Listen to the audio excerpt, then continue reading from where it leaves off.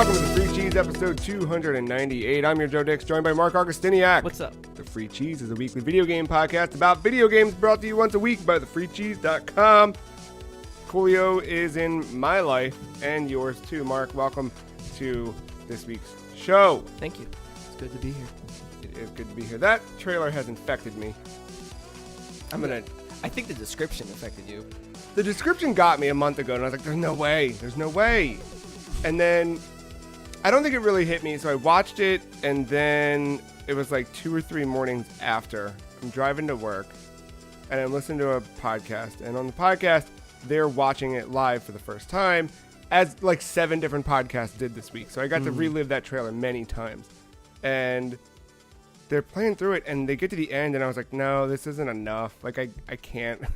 So I stopped, and I've got a little button on my steering wheel to activate Siri. So activate Siri to ask her to play Gangsta's Paradise by Coolio. Oh, shit. Oh, it's going to do it. All right. So it does that sound. I was completely unintentional. It's funny. It does that sound through the speakers, and I go, and I just choked. Like, I just started cracking up laughing. I couldn't get it out because I started imagining Coolio just waking up and looking over at his phone and being like, what the fuck? Why am I trending?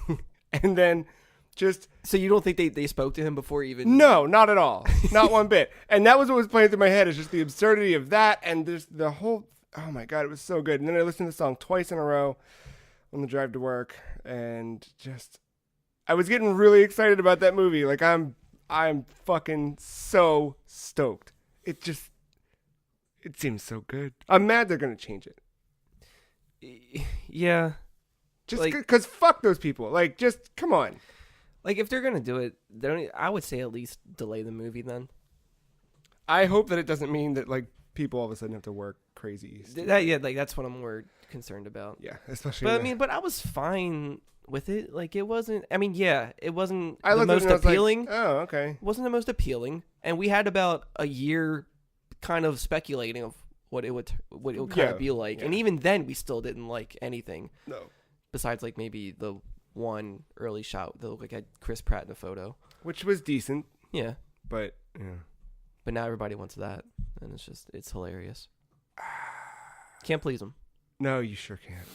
Yeah. How was your week otherwise? Outside of Sonic the Hedgehog trailers. Oh, man. Bringing us to life. That'll be the next trailer, is Evanescence Bring Me to Life. It should be Danger Zone. That'd be pretty good. Zone. Yeah. It's all about zones. Yeah. I don't know any other song with zone. Love Zone by the B-52s. Love Zone. Baby, love Zone. Oh, you're right. Yeah. I completely forgot. You could do that one. You could do... Yeah, see, there's no... You could use the DZ, the Discovery Zone theme, because they're out of business. They had a theme? Yeah. Really? Mm-hmm. I did not I mean, commercial had a jingle. Yeah. You can use Torn by Natalie Imbruglia. Could. It's got Zone in there somewhere, I'm sure. And if not, write it in. Rollin', Limp Bizkit. I'm sorry, Air Raid vehicle. Oh, yeah, for sure.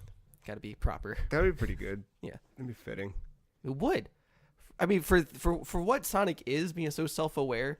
This is a Sonic podcast now, guys. Sorry, taking over. Yeah. Matt goes to one fucking baseball game. Done. Yep. Is that where he is? I don't even know where he is today. When one of us leaves, it's just... it becomes something the person who's not here doesn't want it to be. Yeah, that's basically it. Yeah. No, but other than that, I mean, my week's been all right.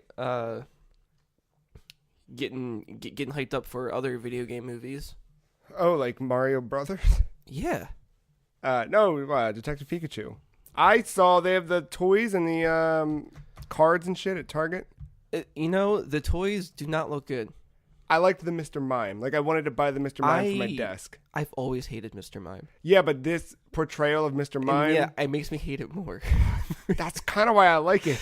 Like, at the same time, I can appreciate that that's probably the one that looks the most true to the original. I just look at it. They just gave him weird lips. It makes me upset in, like, a good, healthy way, you know? Like, where you're supposed to be upset. Yeah, and I, and that's where I can understand the people who don't like Sonic come in. Where it's just like, it's gross. It's just disgusting looking, but at the same time, it's like, you know what? I'm ready to appreciate it. But that's my kid, you know? Yeah, I'm sorry, I can't help Don't it. have a choice. I have to love him. No, it's okay. Yeah. Yeah, that movie should be pretty good. Old DP. Yeah. Which kind of led me to, like, wanting to understand the game. Yes. Because I always forget there was a game. Yeah, me too. Because it seems to have, like, completely overshadowed the fact that it was a game. So, yeah, I was like, I'm not going to play it. Like, I played the demo, and... You did better than me. It's just, I barely finished it. Because it was too slow for me. It seemed very much directed towards kids. I think Matt said as much after playing it last year. I mean, it's Pokemon. I mean, like, more so than, you know what I mean? Yeah, I mean, definitely for, like, this type of game, too. Like, you're more, like, not really visual novel, but kind of visual novel. Yeah. Just heavy dialogue, like, detective solving-ish puzzle game. Yeah. For lack of a better term. Yeah, no, it's definitely like a gateway game to that genre. Like, if you're into games like, I don't want to say Professor Layton, but that's what I was going to ask. Is like, is stuff it like that, close to that? Yeah. or like what was the other one? The Blue Ocean or Lost in Blue or something like that. It was a DS exclusive. Mm-hmm. You were some girl on an island with amnesia. Amnesia Blue Star. Yes, that's no. Like Hotel Dusk, if you ever heard of that. That was yeah. You had the DS game. You had to hold the DS sideways like a book. And yeah. So it reminds me a lot of those. I miss those fucking. Yeah. I never played any of that stuff. But it's so, old trademark. Yeah. That's what we're... Just that weird, like, holding a DS Lite sideways is a weird, specific moment in time that I want back. Didn't Brain Age do that? Brain Age or the other one? What was the other one? Brain Training or Brain Academy? Big Brain Academy. Yeah. I think they both kind of did. And you also had Guitar Hero. I know what, that was actually okay. I know, my nephew had it. That was okay. Fucking around with it. Not my favorite, but yeah, it worked. Man. Yeah. So instead of me playing it, I went on YouTube and watched the whole thing because somebody compiled all the cutscenes together. How long was that? Well, 2 to 3 hours. Okay, not bad. Yeah, like I watched one that was 3 hours because they had some minor gameplay stuff involved with like the quiet, like, just dialogue boxes. Yeah. So. And you're not battling in that game, right? It's just like No, like you're just talking to people, getting clues from what they said, finding clues that are easily noticeable, and kind of just playing Clue. Then, who are you most excited to see come to life? Ace Attorney. Like, this is like a gateway to Ace Attorney. I was gonna say that earlier, but then I didn't know if I was wrong. I'm sorry, but what was your question? What Pokemon are you most excited to see come to life in this movie? I don't know if they're even gonna be in it. When they first showed Mewtwo, I was not expecting that, and then because at that time I forgot this was based from a game. Right. I was like, oh shit! All right, yeah, we're going there. Yeah. It was cool to see Charizard because that was one of my early favorites, but I'm okay with the design. It's not my favorite. I think he's too scaly, and his face is too. It's like his face is too. I don't know. It kind of reminds me of like a pit bull, and not Charizard. Like Charizard has like a longer, slimmer snout. Yeah. Oops. Yeah. And I mean, but it's fine. Like it's. I don't hate it. It's just takes some getting used to. He looks more dinosaur now than dragon to me. Yeah, I get that for sure. But aren't dragons just dinosaurs? I mean, no, they're all chickens now. And pigeons. They've not shown any ghost Pokemon, have they? They have. Who? They showed Gengar. Oh right, I did see him waddle, but they haven't shown No, like he was fighting Blastoise. Wait, what? And he had a bunch of extra images of him surrounding Blastoise was like spinning in a shell with shooting water out in. And I haven't seen this. I need to go watch this right now. Yeah, he looks okay. I want to see Chandelure. I would really want to see Lugia, but I know he's not in this. Oh, that'd be so fucking cool. Yeah. Mew would be interesting. Yeah, I wonder if they'll build to that. They said as much, right? Not that they're building the Mew, but that there's going to be more of these, right? Like, they're already working on a sequel. The idea is that makes sense because the game is very open-ended. Yeah. Very lackluster. Oh, Yeah. interesting. So, but I'm glad that this movie is it's going in its own direction from the game, because the game is very I don't want to say basic, but like very. No, it seemed very like slow and plotting, and it's very simplistic. It has a lot of fat in it. Yeah. This movie looks like it's given a lot more energy and life to it, and better world building. and it's a good excuse to put Pokemon on screen. Yeah, I mean that's such a lucrative franchise. Yeah, You can do anything with it. It's surprising it hasn't happened yet. Like it's like, Maybe we're just waiting for technology to get better. I don't know. yeah, I don't know. It's funny that this was the first one to do it. Detective Pikachu? Yeah, everyone's Yeah. like, well, why not just do red and blue? I think they are, right? Or is that confirmed? I don't know. So basically, like a producer was saying that they would love to do more movies, and Yeah. more specifically, they want to do one that is a Mewtwo spinoff, and then they want to do one that is based on Red's adventure through Red and Blue. Because I didn't know if that was like, hey, we're doing this, or hey, it'd be cool if we did that, right? No, like if they get, I'm sure they're gonna have the opportunity because it's Pokemon, and everybody will gobble that up. Yeah. So I feel like it's inevitable at this point. And if they do it, my dream of doing that, it's either you make it like a trilogy, because it's hard to cram all that into 2 hours, I feel. The 8 gyms and the whole... Yeah. Yeah, I would And say the Elite do... Four, like you got to build, like I really want them to like focus on Red and like his, like give him a personality, Yeah. make it be something you're involved with, and him with his rival, going through that and just everything. I would do 4, and then the Elite Four. Yeah. 4 gyms, Elite Four. You got Blue cutting through the whole time. Yeah. See, like it'd be very good. That's a proper way to do some Yeah. nice world building with that. I mean, Detective Pikachu's doing a good job. Yeah, with yeah, what it for has sure. for sure. Like that's not to naysay that, but yeah, I would want that. But it doesn't end there. Then I wanted to do another trilogy of Gold and Silver, Oh, man. and then, but at the end of that one, it ends with Gold and Red fighting at Mount Silver. You know, that'll happen, but we're going to be like 45, I know. which sucks. Yeah. I'm like just remembering that I'm not 20. Like, there's part of me that's still like, I think it was the other day you brought it up when we were recording something, and 2008 popped up, and you were like, I was 20. And I was like, oh my fucking God. What? Where did it all go? Yeah, I mean,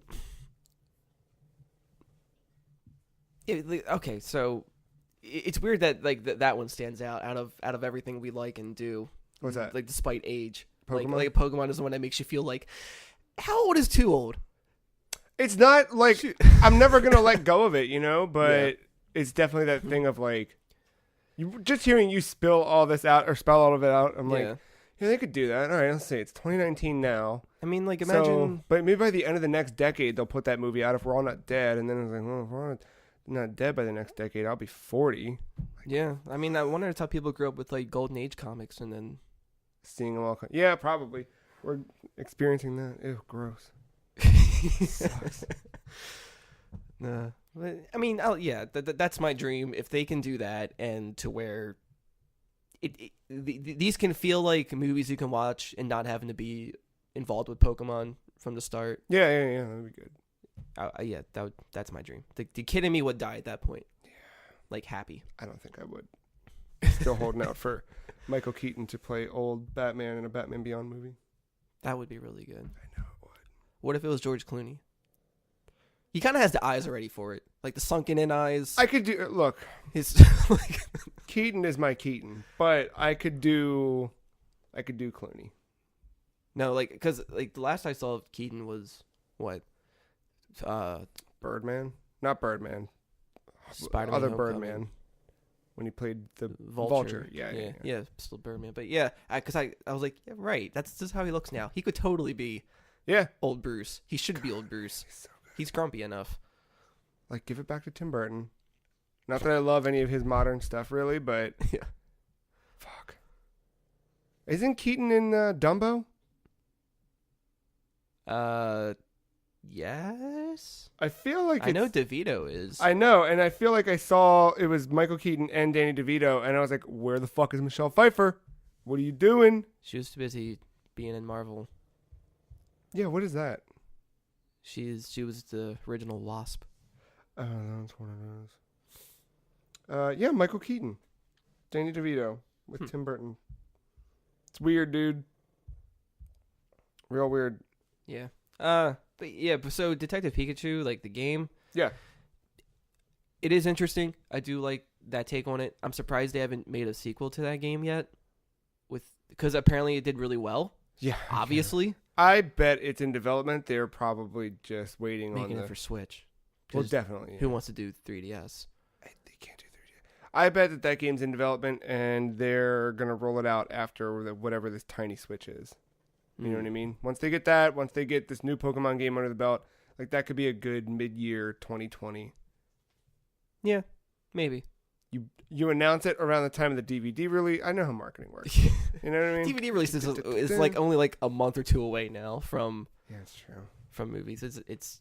I'm waiting to get to a point where we just pay extra to watch movies from home, like Some that of are them do in that. theater. Sometimes. Yeah. Yeah, I know. Like Comcast was doing a lot of that stuff. Back when I had cable, you could do that stuff on demand, where it'd be like.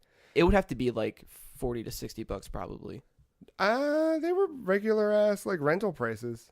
But then it's like, oh, well, people can record them, and then it's like, well, how do you fight that? It wasn't anything that was like, big budget. I mean, it was big budget, but it wasn't anything that was like super high profile. Yeah. But yeah, I don't know. There's still some spectacle of going to the movies, I saw that Avengers movie. Yeah, true. It's nice being there with a big crowd. But also, it'd be nice if I didn't have to leave the fucking house. Yeah, because you don't have to worry about tickets selling out or finding a good seat. Speaking of which, we talked last week before I went to the movies that I bought those things and had that slow realization that we were in the shitty old style seats. Yep. Wasn't that bad. No. Thankfully, we were in the back row, so we just climbed over the back. And then, yeah. I mean, it would have sucked. It was literally like I forgot how shitty the movies used to be. Like, my knees were hitting the seat in front of me. At one point, like, we were directly in the middle, so no one really walked by us. Mm-hmm. But, like, at the end, like, when the credits started rolling, people were like, well, I gotta throw my popcorn on the floor and get out of here. And they were going by, and it was like, all right, I'm gonna put my knees up and fucking pull the seat back and kind of slink down. Fuck all that, dude. God, the movies used to suck. Yeah. I don't know how he put up with it. We knew nothing else other than staying home, which was fine. There was a time where we didn't reserve seats. God, I can't do it. That was like, what was the, that one movie a couple months ago? Was it like a Shazam? Oh, okay. Literally a couple months ago. Or a month ago. Or Spider-Man. Spider-Man, that's what it was. Oh. It was when the... Into the Spider-Verse? Yeah, when that one came out and we got those tickets through PlayStation Plus. Oh. And it was like, here's your pass to go see the movie. It was like, dope. And then it was like... I didn't even do it. No, me neither, because the fine print was like, oh, we intentionally overbooked the theaters. Seats are first come, first... Like, oh, fuck all this. Yeah, fuck all I'm not this. going to stand 3 hours in a line outside. And it was still cold out. Yeah, no. What is this? This Is 2015? This was like February. It's December. Was it December? Yeah. Holy shit. Yeah, no, All fuck right. that. I don't know why I thought February. Because everything between like post Christmas and March, It all is blurs. cold and blurry. Yeah. Well, outside of watching Detective Pikachu, did you play any video games this week? Barely. I was just been on that Pokemon hype train. So slowly got back into Pokemon Go. Yeah, I've been keeping up with it here and there. Not to the extent I was last summer, but now that it's getting warmer out, like just kind of... Yeah, so mostly because, thanks to my brother, he won a contest through that game where he won 4 tickets to go to the Pokemon Go Fest in Chicago. How do you win a... I guess there's some like raffle or some, I don't know, you just enter something and they just pick a random... That sucks.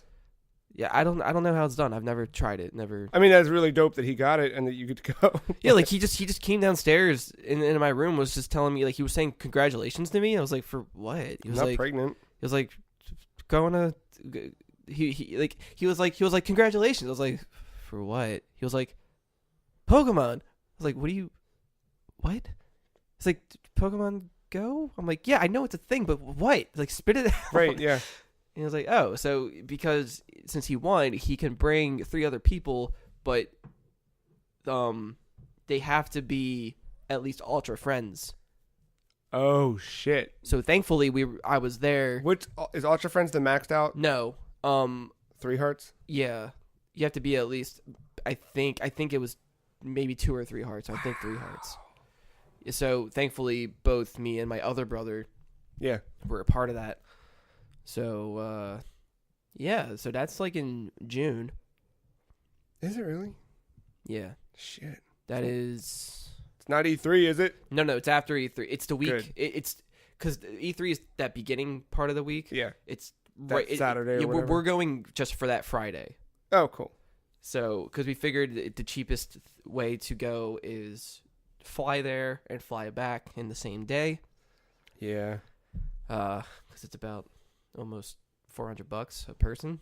And that's stupid. But I forgot to check that I have a voucher from when I went to Denver. Yeah. They gave us like $100 voucher for delaying our flight. Oh, nice. So I don't know if that expires by then. Because I know it had an expiration. I just forget when it was. Yeah, that'd be nice. Shave a little bit off. Yeah. Man. So that'd be cool. So yeah, I've been getting back into that. I have friends telling me like, "Oh, it's sent you gifts, you never open them." Blah, blah. I'm like, I know, I'm an asshole. Whatever. Like, it got cold out. Sorry. So you think this is bad? Why don't you visit Taco Town in my Animal Crossing New Leaf? Get them. They fucking hate me. Get them. I can't fucking. Oh man, I forgot about. Yeah. That's this year. Mm-hmm. Fuck. Taco Town 2. And I have that Pokeball Plus from you, that extra one. Right. So slowly got into Pokemon Let's Go. Oh yeah. I saw that. I was playing on my Switch, and I was like, I was not happy. Why? Because I was probably under leveled for what I was doing. Yeah. And I went to go fight Erica, and it was just constant item using. Like my Growlithe was on life support. Oh god. Because of Mega Drain. Yeah.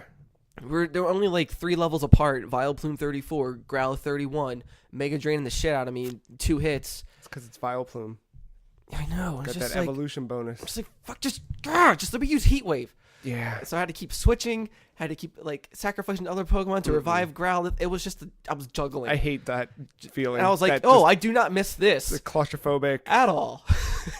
And that game, I feel like it's harder to level everyone up, even though they kind of make it easier overall. Because you're not fighting everything. You just get experience through catching. Mostly, yeah. Unless you're not fighting trainers in the gyms. Do I need to go back to that game? I don't know. I just want to get through it. That's what I wanted to too, but I dropped off like before I even got fucking anywhere. So like I think I got to Lavender Town and I was like, all right, I'm good. I got to Lavender Town. I was like, oh, I got to go get the Sylph Scope or something. And I did that. I don't know. So I went all the way to Celadon. Yeah. And did everything, and then fought Erica, and I was like, Team Rocket's still around here. I don't know what's going on. Like, nothing is triggered for me to like fight them. I forgot what to do. Like, do I go to Saffron now and then come back to Celadon? Is Saffron where the Team Rocket shit? I forget where. I know I had to go. Saffron has a Sylph Company. That's where the Sylph Scope is. Yeah, but you have to go. You have to rip that poster off the wall in the casino and go downstairs and kiss Giovanni. See, there was still a dude in front of the poster, so I don't know how to trigger. Did you talk to Jesse and James? I don't know. Like, see, like this is where I'm stuck. In that casino, if I'm remembering correctly, they were sitting down playing video poker or whatever the fuck, and you walk up and say something to them, and they're like, "Oh, I hope no one looks behind the poster." Right. And then they leave or whatever, and then you. Yeah, I'll have to go back and look around. But after that fight, I was like, I don't want to play right now. Yeah, I had the same thing because I think with that game, I think I was trying to approach it. I think so much of it was made so approachable that you kind of let your guard down a little bit and you rush into things sooner than you're ready. And then I forgot. Because Erica's fight was a bitch for me too. And I forgot I couldn't use a Pro Controller for that game. God, they still didn't patch that in there. No. That's so stupid. So, like, I have to use the Pokeball, which is fine. Because my Joy-Cons are basically busted for that game. Yeah. Or else I should have just cheated and just did the 2-player thing and just double teamed on everybody. Yeah, but it's nice playing on the big screen. Like, it looks pretty on TV.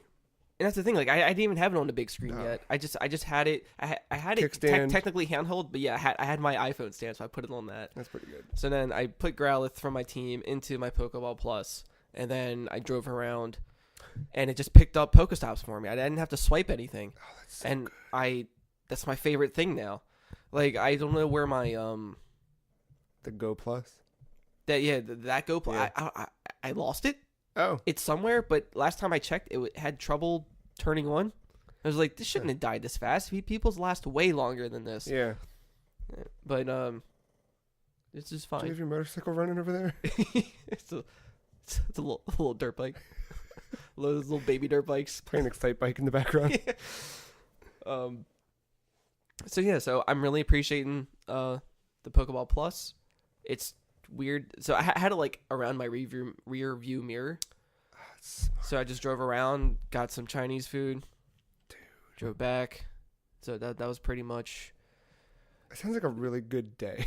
I guess this is all for like an hour. I'm still though like.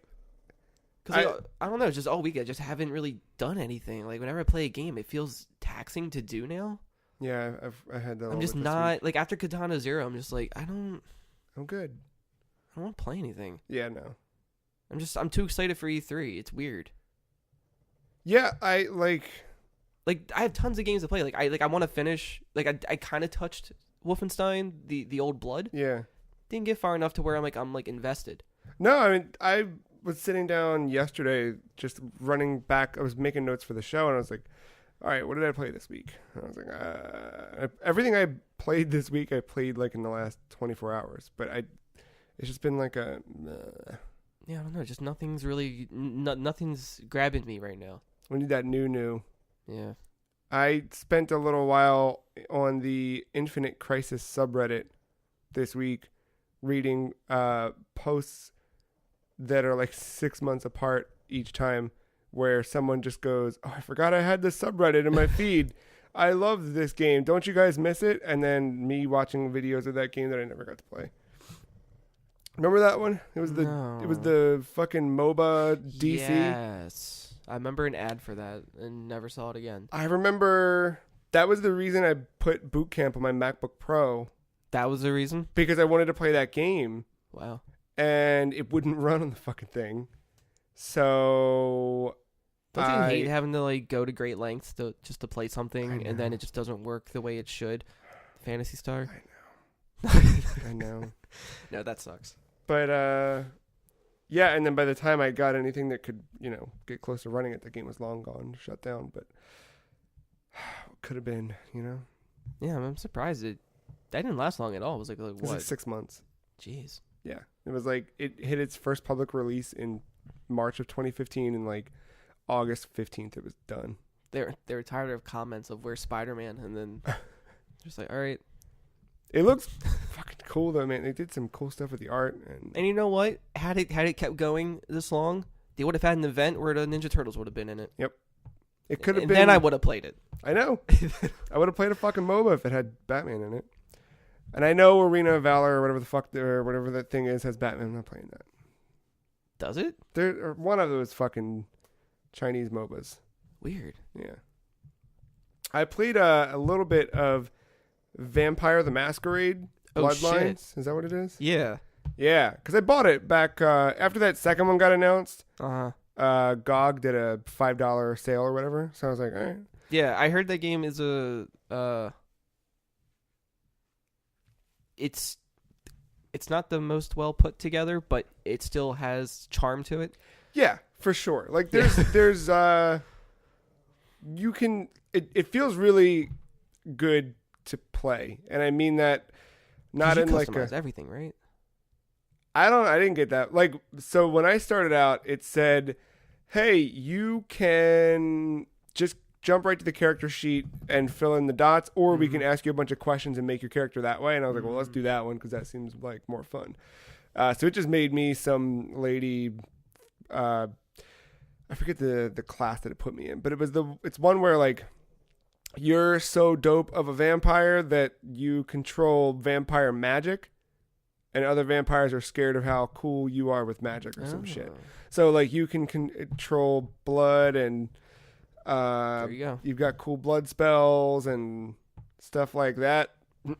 I played for a couple hours, and I got through like the opening tutorial, and like I kind of finally got into where the world's opening up a bit.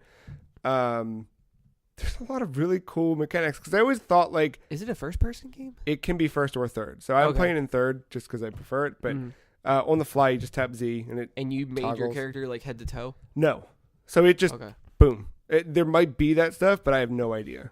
It just kind of made my character visually, statistically for me. Okay. So yeah, I played a couple hours, and you have the ability to drain blood from a human, right? Mm-hmm. And if it's an innocent human, that's fine. You just can't kill him. Otherwise, you will lose your humanity and become more and more closer to living life as a monster. When you live life as a monster, shit gets fucked up. Like you basically, it'll like strip control from you as the player, or so they say. I didn't experience it because I tried my best to keep my humanity. Right. I did accidentally kill someone because the blood draining happened quicker than I thought, and I didn't hit F to stop draining the blood quickly enough. I was pretty good at getting it close to the bottom and then letting go, but you know. I mean, it's pretty cool that you have to limit yourself. Yeah, it's a neat little self-control, mechanic. And you can keep coming back for more. You know, that's the cool thing. Not farming them. Yeah, exactly. But it feels a little stiff, like combat wise and whatever. It just when I said earlier that it feels good to play, I just mean like it feels good to go back to a game like that. Like we're just so like wrapped in its era. Like some games like are timeless. Some games are very much of an era, and this one's cool because it still plays well enough today that you can appreciate it and feel good about it, but it also feels like I'm back in 2003, 4, whatever the fuck it was. Yeah, those were good times. Like the idea of like this dark, fucked up goth LA is like so early 2000s to me. Yeah. Just that like, dude, early 2000s was like the era of angst. Yeah, it had so much of that in there. And like we look back at that as like something like cringy and like embarrassing, but at the same time it's like just fucking embrace it. I'm in it. And this game puts you right in it as a vampire killing all those people, which is really cool. There's guns. There's I got a crowbar.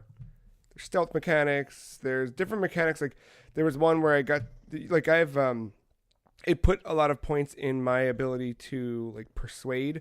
So I can coax humans into following me and stuff like that.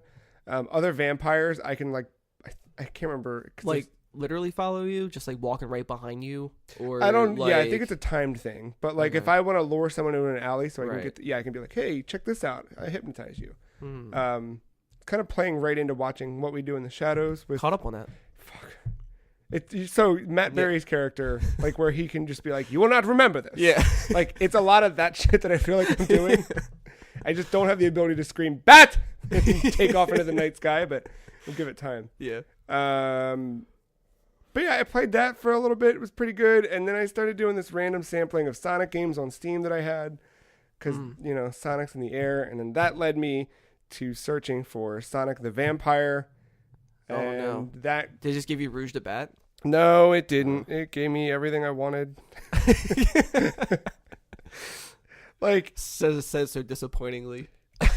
It gave me what I expected, and what I expected was great. So, you know, I'll let you explore that on your own. But it had never occurred to me to type those three things in together, and there it was. Oh man, and there's endless possibilities out there.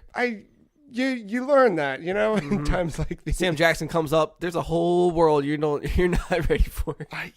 Didn't expect that. I forget what the fuck else I played. But I would say check out Vampire if you're intrigued by it at all. Right, I have to get a PC. You do have to do that, yeah. I did see you on Switch playing a game. Yeah, I bought Valhalla. Because it finally came out on Switch. I bought that on Steam like years back and played it for a little bit and just kind of fell off just because I don't love playing games on PC. Like, it's good, but it's also...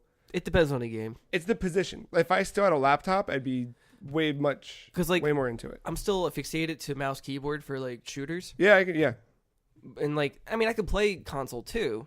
but there's that natural. But like, yeah. Or obviously like point and click games like visual like Doki Doki for example was perfect for that. Yeah. But yeah, not too many games on it. If it's like a third person action game or like a platformer, I need a controller. Well, that's what I was concerned about Valhalla on Switch. Not that I wanted it on Switch. Since I played it way back when, I was like, I just want to play this on my couch. And Does it have touchscreen? so it does. Uh-huh. But it also does really intuitive things with the way you control it. So Okay. for those who've not seen Valhalla, it's a visual novel bartending simulator. Cyberpunk, in case anybody was. Yeah, This isn't Norse at all. Or yeah. When I say Valhalla, it's VA-11 Hall-A. Because that's where it's located. And customers come in to the bar that you work at. They start talking about whatever, and they want a specific type of drink. Usually they tell you, but as the game progresses, they'll say different things like, just give me something, whatever. Or if they're drunk, they'll like not really give a good description. So you have to kind of like figure out who they are and give them the right drink and whatever. So you have a book of recipes, and then you combine a set of 5 ingredients, and then you have the ability to add ice or age the ingredients, and you can mix or blend depending on how long you shake. And on PC, it's a click, click, click, click, click, click, click, click, click until you've got everything you want. On Switch, obviously you can touch control, but I started playing it on the TV just because I turned on my Switch and was like, oh, right, I bought that. So I started toying around with it, and it was really intuitive. So the D-pad is what controls kind of the on-screen pointer. So if you're interacting with the text or if you're thumbing through the recipe book, the D-pad controls that. It's not moving a cursor. It's just Yep, snaps to each thing. Yep. Oh, good. That was my biggest like gripe. I hate when they just do that. It's such a minute thing, but it doesn't feel good. Yeah. Like replacing a cursor with that. No. So the D-pad snaps through menu items and selections, and then the left joystick pivots between your ingredients. Cool. So you just kind of pull in the one direction and hit A to add that to the mixer. Oh, I like that. Pull the ZR to start mixing it. If you let it stay for a while, it'll shake faster and then blend. You serve it and go. It's very, very intuitive. Like, I don't know. I was making drinks. Like, I got to the point where the one dude, the Donovan, I think his name is. He's like the newspaper dude, or the editor of the paper. He just wants beer all the time. And I got to the point where I'm like, oh, it's 4 parts this and 2 parts this. And he wants a big beer, so let me double it. The writing in that game seems a little bit like when I was 19 and tried to write a book. Sometimes, like, it's got a little bit of that, not in a bad way, but just in a like, it needed someone to go through and just kind of add another voice to the characters, because you can tell, or at least it seems to me, that all of the characters were written from one person. Like, a lot of the like back and forth banter, it's definitely one-minded, where people are different and people bring different things to conversation. There's a couple of it where like some of the quips back and forth, especially like when the one guy, I don't remember his name, but he came in, he was just real shitty and like talking about all sorts of weird sex stuff and being really gross and pervy. Yeah. But it all was like coming from the same voice of the bartender. Like you could hear them both in the writing. Okay. Yeah, I see what you mean. It doesn't stand out in a way where I'm like turning it off, but I'm like, it is noticeable for sure. But that game's I think for me, a fun little, like, I'm not paying attention to King of the Hill, so I will poke through this and learn a little bit more about these weird characters. and try and pay my rent and buy weird statues of video game characters because that's the thing you can do in that. You definitely need because I forgot where I stopped in that game, but I stopped because I noticed I was just not caring what anybody was saying. That's when I stopped. And I think, but I wasn't sure if it was just maybe I'm just not in the right mindset for this game right now. Like I'm not in oddly enough, I wasn't in a cyberpunk kind of mood at that time. And I was like, I really want to be I want to be wrapped up in in this world. Like I want to get into that perspective and everything. And I just wasn't.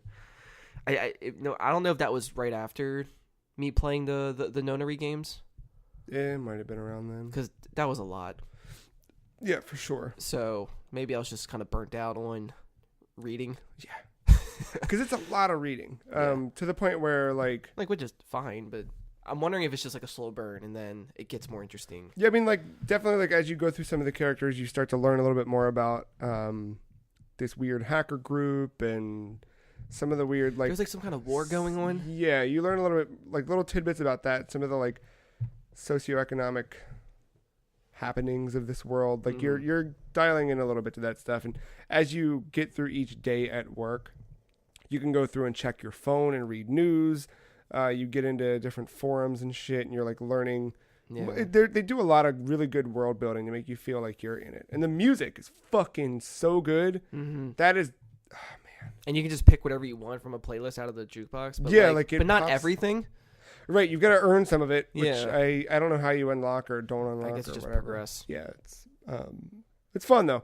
I've definitely run into that thing again already though, even just in the few hours I've spent with it, of fucking up someone's drink because I was kind of thumbing through the dialogue a little bit just to get through. I was like, oh shit, what did they fuck? And then the game kind of, I don't know if it knows you're not paying attention and it's punishing you, or if it's just making sure that you're paying attention, because it'll be the bartender Jill's internal monologue, just oh yes, he wanted a pizza. Wait, no, that can't be right because we don't serve pizza here. And you're like, fuck, what did he want? Does the bar ever get busy for you? Because it makes you think this is a low key kind of place where you can actually hear people and have a conversation. Yeah. If you're at some crazy city bar where it's packed and you can't hear, you just hear what the person says, what drink they want, and you don't have time to stand there. Just got to make the drink. It's got to be slow enough, and occasionally you'll see a couple bodies on screen talking to you or whatever. But just wonder if I ever get to that point. Just you got 3 different people, and you're like, oh, let me make this. Yeah. The drink making is really fun too, which in a bartending game you'd hope it would be. Yeah. I beat the story in Mortal Kombat 11. Okay. It was pretty good. I don't want to say anything and ruin, any of the weird, cool stuff for people, but, yeah, pretty neat. That's what I have to check out. And honestly, I do plan on playing the game, but I wasn't sure if I just wanted to watch it. But I felt bad if I did for some reason. I felt the story was fun to play through, but no incentive to go back. There's no replay value with story modes, I feel. The only thing is there's a chapter where you play as the chapter focuses on Sub-Zero and Scorpion, and you have to choose in each fight, do you play as him or him? So then you get to a point where you could go back and replay the other side of it. It's just to see different fights, but You're not going to get anything different story-wise, or at least I don't think you are. Okay. It was good. It's an impressive-looking game for sure. And then the only problem with story mode for me is that it kind of...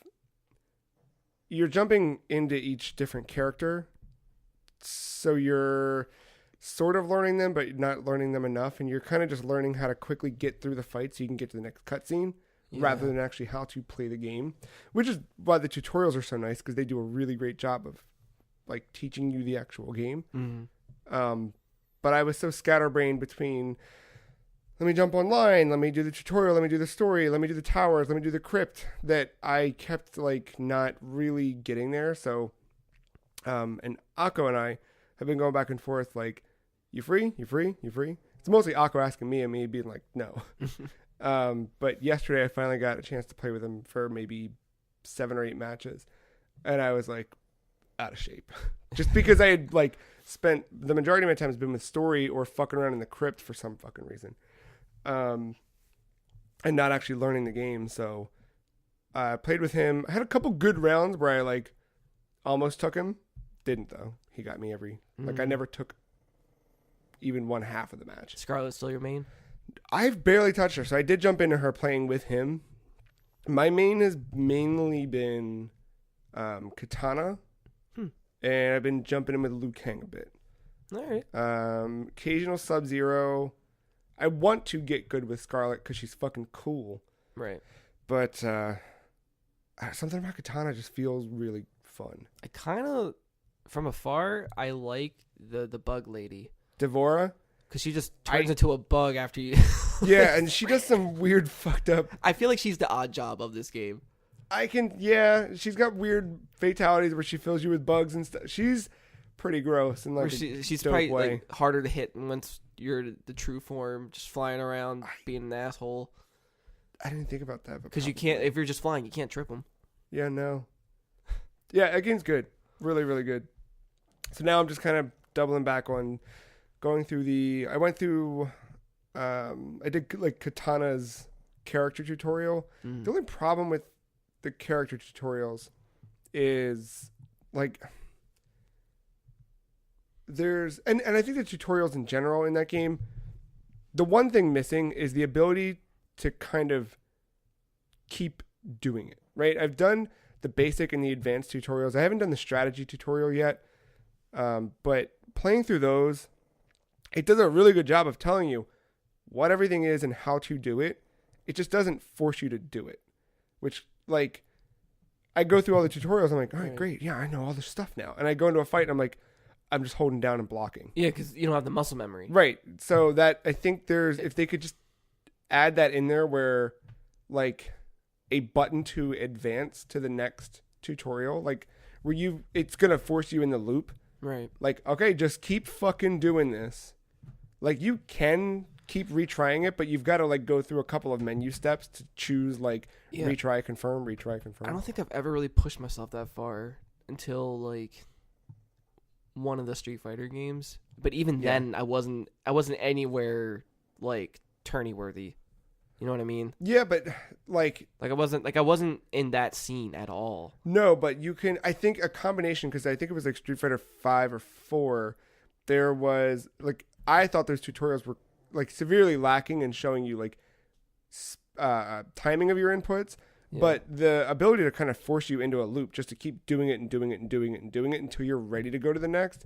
If that piece could just be added to this would be a perfect tutorial. It's weird. Like, I don't like tutorials. Like, I do, but I don't. I mostly don't because I guess it's just me, but I don't care for learning how they want me to play. Yeah, no, I get that. But yeah, at the same time, I think it is effective. I mean, there are some things I take from it, like small little combos. Nothing like the big string ones. Fuck that. I'm not ready for that. But like the small shit, if I can just get in there and do that little thing and back out. That's all I want is like that good base, and then I'll build my own there. But yeah, I want to get to a point where I feel like I'm not in a corner, because it was funny. Like there were parts where I felt like Akka was maybe going light on me, and then we weren't on voice chat. We were just texting back and forth. And he was like, he texted me, he's like, all right, I gotta bounce. He's like, but I got one more. And I was like, all right, cool. Fucking his one more was like, that was when everything turned on. The first one just clean, like I got one hit in. Jeez. And then the second one, I was like, I like started it off, got like a couple good hits, and then he was like, yeah, I'm just gonna push you into the corner and just keep juggle, like until I was just dead. And then he was like, all right, dude, fatality. Fucking scorpions chained through my mouth. All done.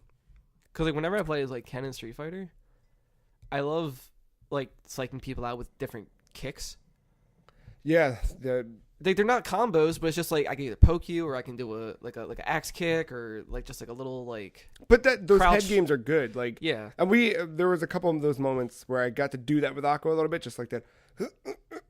What are we doing? Are we going high? Are we going low?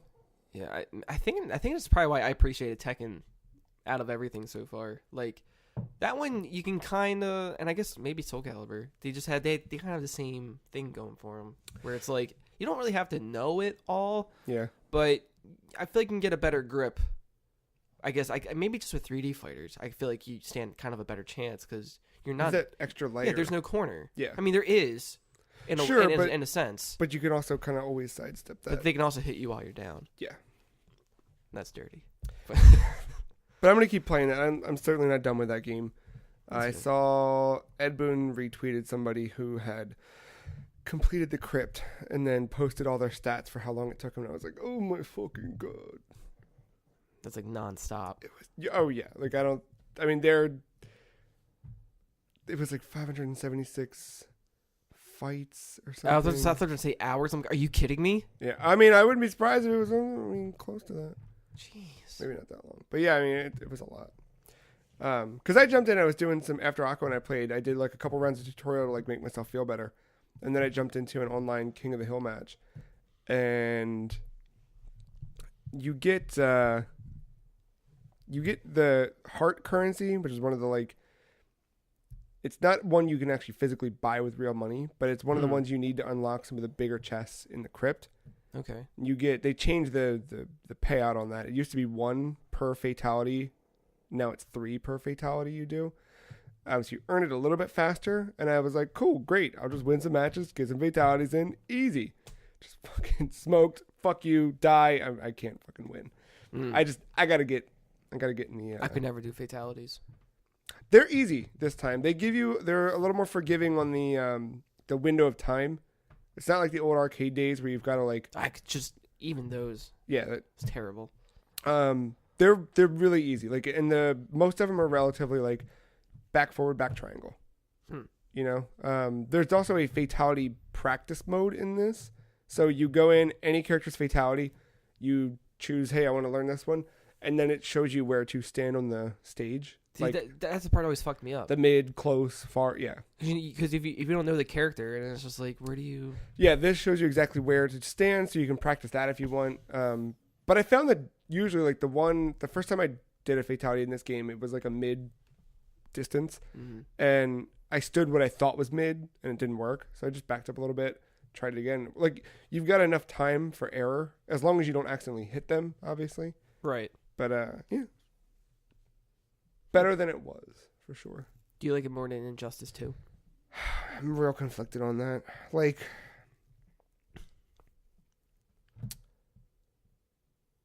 I think they made some smart changes with the fighting system in this, by breaking up the meters into different spots. Sure. There's something about the overall package of Injustice that I think I like more, but that might just be because I like those characters more. But this definitely makes me care about the Mortal Kombat characters for sure. Yeah, it's hard to say. Okay. I'm definitely more eager about Injustice 3 now than I was, 3 months ago. Like, to see what they learned from this and apply back to that. Yeah. But yeah, I think this is definitely a good step forward. There's part of me this week that was like itching to go back and play Injustice just cause, but I was also like reading a bunch of comics, which I think that might have gotten me. I can see you're more on like the comic side than you are the Mortal Kombat side. But I've always loved I've loved Mortal Kombat as long as I've loved all that stuff too. So I don't. But I mean, that's why you're conflicted. It's really good. And I just from a fighting game standpoint, I think yes. But I think like if you hand me both of them, it'd be hard. Right now, I'm gonna say Mortal Kombat. In 6 months, I don't know if I'd say that. Okay. Although if they put fucking John Wick in the game, maybe. Mortal Kombat. Yeah, John Wick and Ryu. I forgot. They are doing DLC characters? Yeah, apparently it's all leaked. Oh. Somebody reportedly opened up the Switch files and. Interesting. I'll pull it up when we take a break and I'll show you. Cool. I don't want to spoil it for the kids out there, but that list is interesting for sure. If real. I mean, it was literally in fucking Notepad and it could have, I get why it was in Notepad, but also like I can just. Yeah, anybody can type that.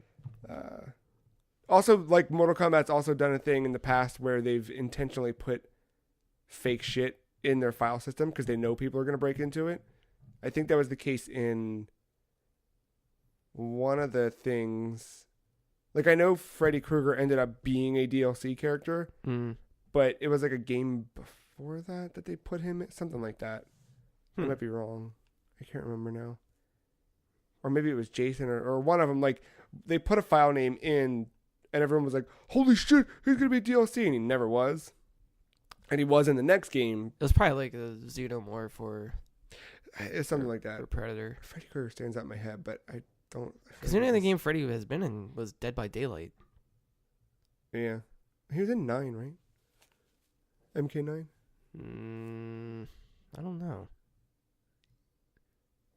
Let's say yes. Okay. Hold on, I have the fucking Vita card. I just don't remember. I mean, I didn't play too much of 9 either, but... Yes, Frederick Krueger. Oh, he was. Mortal Kombat 9. Oh. Man, what a fucking... I think everyone was upset that it was the newer one. Oh, the Jackie Earl Haley? Yeah. I mean, I was okay with that version of him. Yeah, But I understand. Yeah. Not having... Robert Englund. Yeah. Man, remember when they had PlayStation Vita? The only other thing I played this week, and I played a lot of it, was Magic the Gathering Arena. Oh, yeah. It continues. So I'm in it, dude. Like, I'm in it. I've stayed up. Was it last night? I'm curious to see how far this goes. Yeah, me too. Because I don't know if it's gonna burn out. I bought 2 booster packs this week in real life. Oh, real physical cards. And then I kept almost buying booster packs every time I've been to Target since. You don't even want the cards. You just want the smell. I do like the smell. But I want the cards. The only problem is no one is going to play them with me. Like, Sandeep and I have been going back and forth where he might... Now you know how I feel with the majority of, like... I know. Multiplayer games I get. I know. I mean, that's not... I did download EDF because I figured that would be up your alley, by the way. What is it? Earth Defense Force. It's free on Gold. You know what? I never played one. But I know that it's free, and I was like, I should download this because Mark's going to text me this week. This wasn't a personal attack or anything, but no, like, I've always done this. I've always bought co-op games and played them single player. Yeah. Just in case somebody did want to play. Yeah. Here you go. I got it. But yeah, so learning how to play Magic it's quick to start, but, you know, like anything, there's a lot of nuance you learn as you continue to go. And the one thing I've learned about just the actual experience of playing Magic is the idea of, like, the whole draft type of play where we sit down, we each buy X amount of booster packs. We open up the booster packs, and then I take a card, hand it to you. You take a card, hand it to that guy. And you kind of do that until you've each built a deck. Do you get to look through the pack and then pick one? Yeah. Or do you just pick whatever's on top? No, yeah. You look through the pack, pick a card, add it to your deck, and for keeps, right? Like, you're just all kind of going in on... You think somebody's going to pick the rarest card just because? Sure. I mean, that's what I was doing, right? Like, because you get to keep that card, so why not? Oh, I don't know, man. That's kind of frustrating. Sure, but then I don't know. I mean, I do. It is technically fair in some sense, but at the same time, if I'm trying to collect shit and you just happen to get the pool that I've always wanted, yeah, I don't know if I'd come back. But I also feel like if we're friends and you know what I mean, like, I mean, for friends, it's one thing. If it were you, but me, if you're going to like a comic book shop at night, oh yeah, like midnight release, and you're doing that shit, and the whole night you're like, man, I really hope I get this fucking card. Some dude gets their greasy fingers on it. Yeah. I can feel that. I can feel that. If this was Pokemon Gen 1 and somebody pulled that Charizard, I'd leave. I would just leave. It's probably happened. I'm sure it's happened. But yeah, but I also see where you could be like, yo, I'm gonna pull this and I'm gonna keep it for this round because while we're playing, I'm keeping it, but I'll give it to you after. Like, I can see some shit like that happening. Yeah.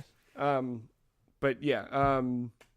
So learning about that real life side of it, like, it seems like my best bet is to either trick you and a couple other people into one night doing that, and I'll just buy a bunch of cards and then we do that, which seems less likely. I was gonna say, if you had enough cards to make 2 decks, then I'll try one of those decks. Perfect. I will buy some cards this week. I will buy 5 decks right now online. Yes. Here we go. Well, the new set just came out, some kind of. No, but so they do have all of that stuff that I think, and again, like I'm obviously very new to this, but the stuff that I think a lot of people like to do in the physical card space, I think Magic has done a pretty good job of integrating that into Arena. So they have traditional draft play. They've also got ranked draft play, and they've got all these different modes and stuff like that. So it's like a one-time purchase. They've got the starter pack, and it's $5 real ass money, and you get 2,500 or 2,000 orbs, which are the premium currency in the game. Okay. And then you get, was it 6 boosters maybe? I can't remember now. Might have been 6. I couldn't tell you. So I did that, spent $5 real ass dollars, and I opened up a bunch of boosters of the new set. And then last night I was like, I got these in-game orbs, might as well do a draft. So I jumped in and did my first draft where it gives you packs. I don't know how they do it digitally because there weren't that I could see other players. Right. But it was like, here's this pack, and it spread all the cards out, and I was like not paying attention to what I was doing. So I was like, well, that's kind of cool. And then I clicked it, and then it was like, all right, that's in your deck, and it pushed all those cards away. And I was like, wait, hold on, I should have grabbed the fuck. But you're keeping all those for your digital collection as you go through, and then you're building a deck to use for that run of tournaments or whatever. And you play until you lose twice. Okay. And it's lose twice in sets of 3. So you play someone best of 3, and then if you lose, boom. But even if you don't make it past, even if you don't get one win, you still walk away with a bonus booster. That's cool. In addition to what you've already earned just from your 40 card draw. And then the what's it called?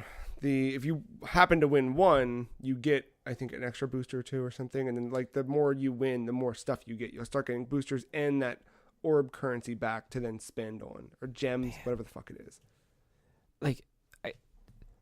I realize now one of my favorite words is pack. Dude. Just something about, whenever I hear the words booster pack, I'm like, oh. Yeah, it feels good. I love the sound of it. And that nice click at the end. Mm-hmm. Just anything with pack, booster pack, expansion pack, snack pack.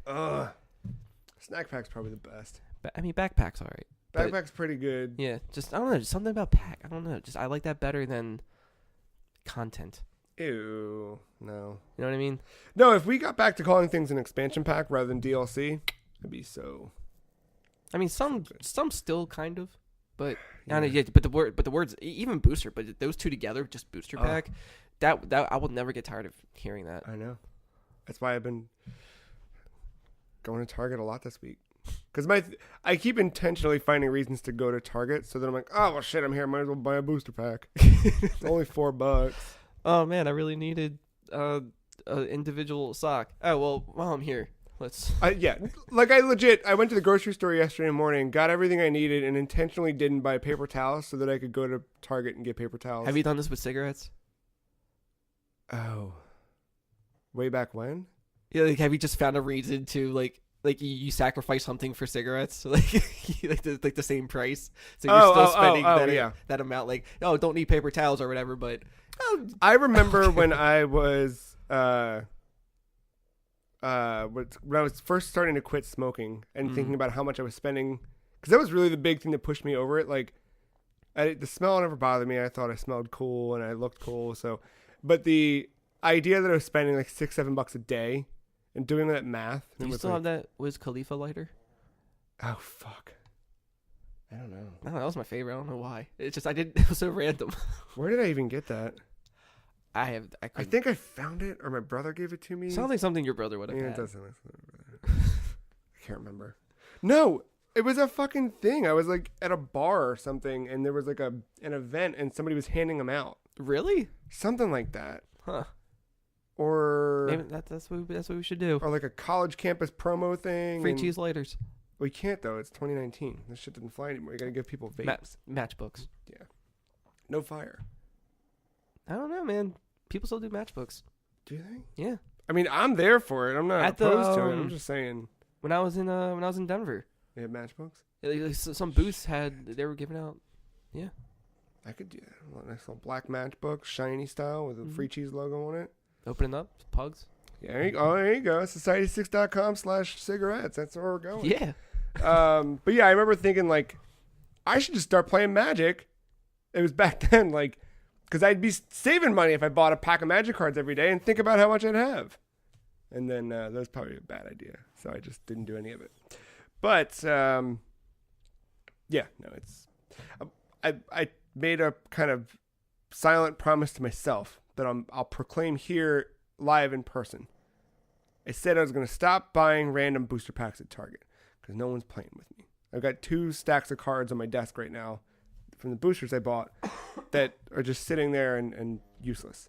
So I told myself I'm not going to buy them. What I'm going to do is keep playing the game digitally, get good at that, and get into the rhythm of what it is to play Magic.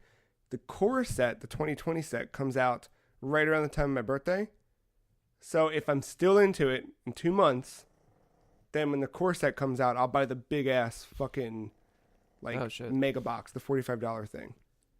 Because I picked up the $45 thing in Target and I was like, I should just do it, right? And then I was like, no, because I'm going to open all the packs and the thing's going to sit collecting fucking dust because no one's going to play. I think it's, for me, like the bigger picture of it all is what kind of deters me.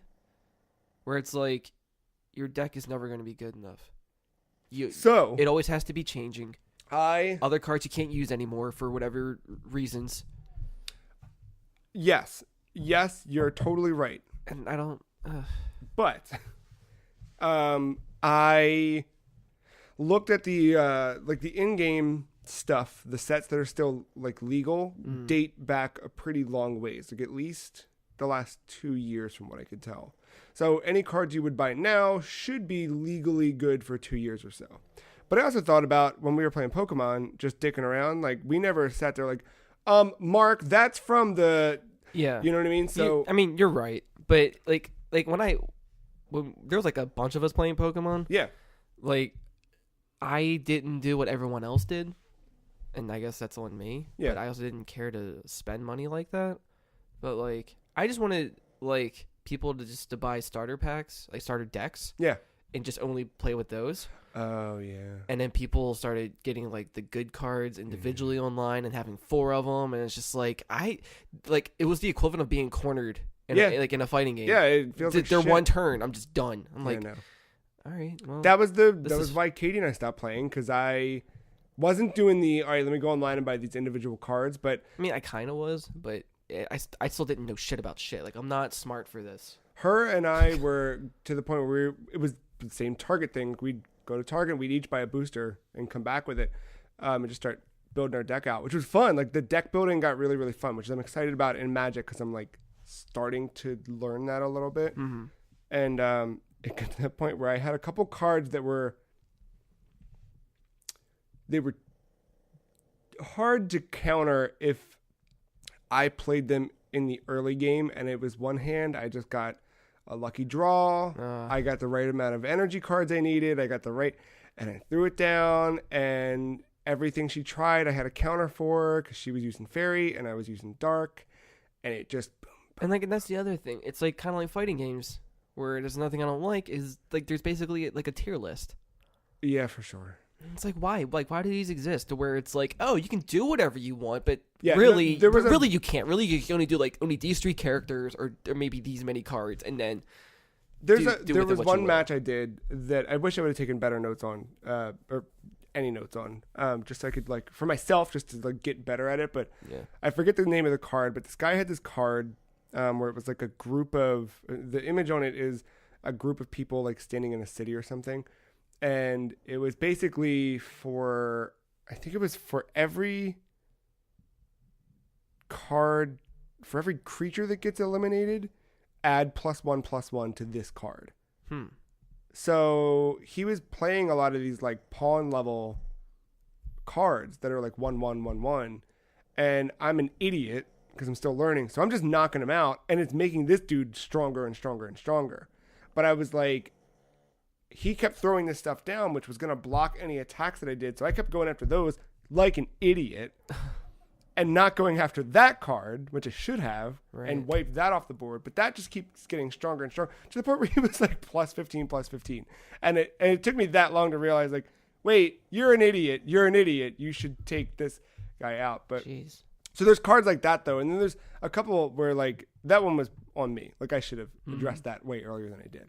But there were a couple where it was like, the combination of the right things was just an ultimate fuck you, where like dude had like a planeswalker card, which planeswalker cards are these like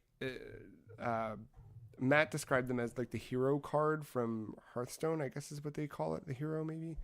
But they're like your premier whatever. Like they're not on the main playing field. They kind of go off to the side, but they add big characteristics to your playing field, and also they must be attacked before the player can be attacked. Oh, okay. So if you have a planeswalker, they take the damage before you do, which is nice because it's a good buffer, and it can help to change the flow of the game. But this guy had like multiple planeswalkers cards that were all like, every time you do something, add a something to the field. It was just like all this stuff happening, like just one thing after another, and Jeez. got very, very overwhelming. But in the same turn, like I ended up doing, so we talked last week about that tree that you're kind of building out as you go. Yeah. What's really cool is you don't need to play last week I talked about how I chose the black deck, so it filled out the black part of the tree. I then did the red deck and did that part. But when I did that draft stuff, I got to a point where I couldn't pull the cards that I wanted from the right color. So I just kind of was getting some from each thing, and they ended up in that deck that I used in the little like mini tournament, or the draft play. Right. But because I had some of those cards in my deck that I used, when I got done everything, it filled in those parts of that tree too. So now it's just a matter of getting the orbs and filling in each spot. I got to a point where I filled out all of the black tree and all of the red tree, and there was one node in between the two. So I put that in, and it gave me a brand new black-red deck. Oh. Like, in addition to already having a black deck and a red deck, gave me a full black-red. And I noticed as you go around the tree, there's ones in between each one, which is fucking really cool. So I start playing with the black-red deck before I go to bed last night, just in random online play, not in anything ranked or anything like that. And I had a couple like really good runs with it where I felt pretty good. Then I had like a defeat. I was like, all right, whatever. But it was a close game. And I'm getting to the point now where I kind of like know a good strategy to take, and I'm knowing the cards a little bit better, which feels good. I'm not to the point where I feel like super confident in building a deck from scratch, because when I did that in the draft mode, right, I like got just fucking shit on all over the place. No. But I found a new favorite card called Active Treason. Okay. I kind of had this guy, like pretty much. I just needed a couple good hits, but he was starting to lay down some heavy creature cards, like higher on the end of attack and defense. Okay. Where I didn't have stuff to counter it at all. And it got to the point where like I just needed to hit him for like 3, and he would have been good. Like just hit his player character, and I was good. But he was also slowly chipping away at me. Like it was like a wide difference. Like I was in the upper teens, like 16, 17 health left. He had like 9 or 7 or something like that. Oh, wow. And I got him down to next to nothing. But then he starts throwing in all these heavy creature cards, and I'm like, shit. And he's just chipping me down, like down to the lower teens. Now we're down. I'm getting close to single digits. And I was like, my hubris just immediately came down. I was like, fuck, I don't know what I'm going to do. I pull this card, Active Treason. It's a really low cost. Like I think it was 1 or 2 land to play it. But I wrote down the description on the card. Okay. Gain control of target creature until end of turn. Untap that creature. It gains haste until end of turn. So untapping means it's available for play, right? Like it can be used. Haste lets you attack right away. You don't have to wait to whatever. So basically, I just took the dude's strongest card, the one that was going to fuck me up the most when trying to attack him, put it on my side. And he had nothing he could do unless he had a card to counter it, which he didn't. And I just used his card and then all of my cards and just won the game. It felt so fucking good. Yeah, that's active treason. Yeah, it's pretty good. But like using that and then like a combination of some of the, like I've been playing mostly black and red. Active Treason's a red card, but I'm using some of the black cards, which do really fun shit with the graveyard. So I kind of don't care if a character gets knocked out because I've got cards that can pull them back out. I've also got a lot of cards that if they get killed, it leaves like a zombie in their place, which is cool. So it might not be as strong, but you know, it still leaves something there, so I can at least like block damage from taking it on. And then other stuff, like there's one card called the Graveyard Keeper where if you have any card that is a zombie or a skeleton, the Graveyard Keeper just gets stronger. So I can get to a point where I have maybe skeletons or zombies or characters that are getting killed that are all feeding into this dude, making him stronger. Or I can intentionally sacrifice something. Like there was another card I had that was like, hey, if you sacrifice something, this card gets +3/+3 till the end of the turn. So I would sacrifice something that turns into a zombie when dead and then use a card to pull him back out of the graveyard anyway. Like it was just, you can get to a point where you can really, really, like, you feel like a fucking necromancer. I mean, it's really cool. Makes sense given the game. Yeah. So really cool. So I like that. Having fun with it, still in it, still enjoying it a whole bunch. This week, I think what I'm going to try and do is maybe branch into some of the other colors a little bit and just see what else is out there, and go from there. I don't know. It's fun, a lot of fun. And that's everything I played.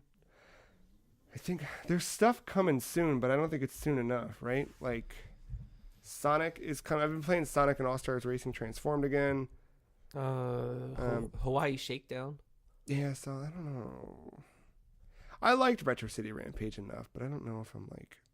I think this is not going to be as callbacky. Yeah, it seems more, its own thing. Yeah, which I'm excited about. Yeah, no, everything's next week. Rage 2 is the 14th. Castlevania The Collection is the 16th.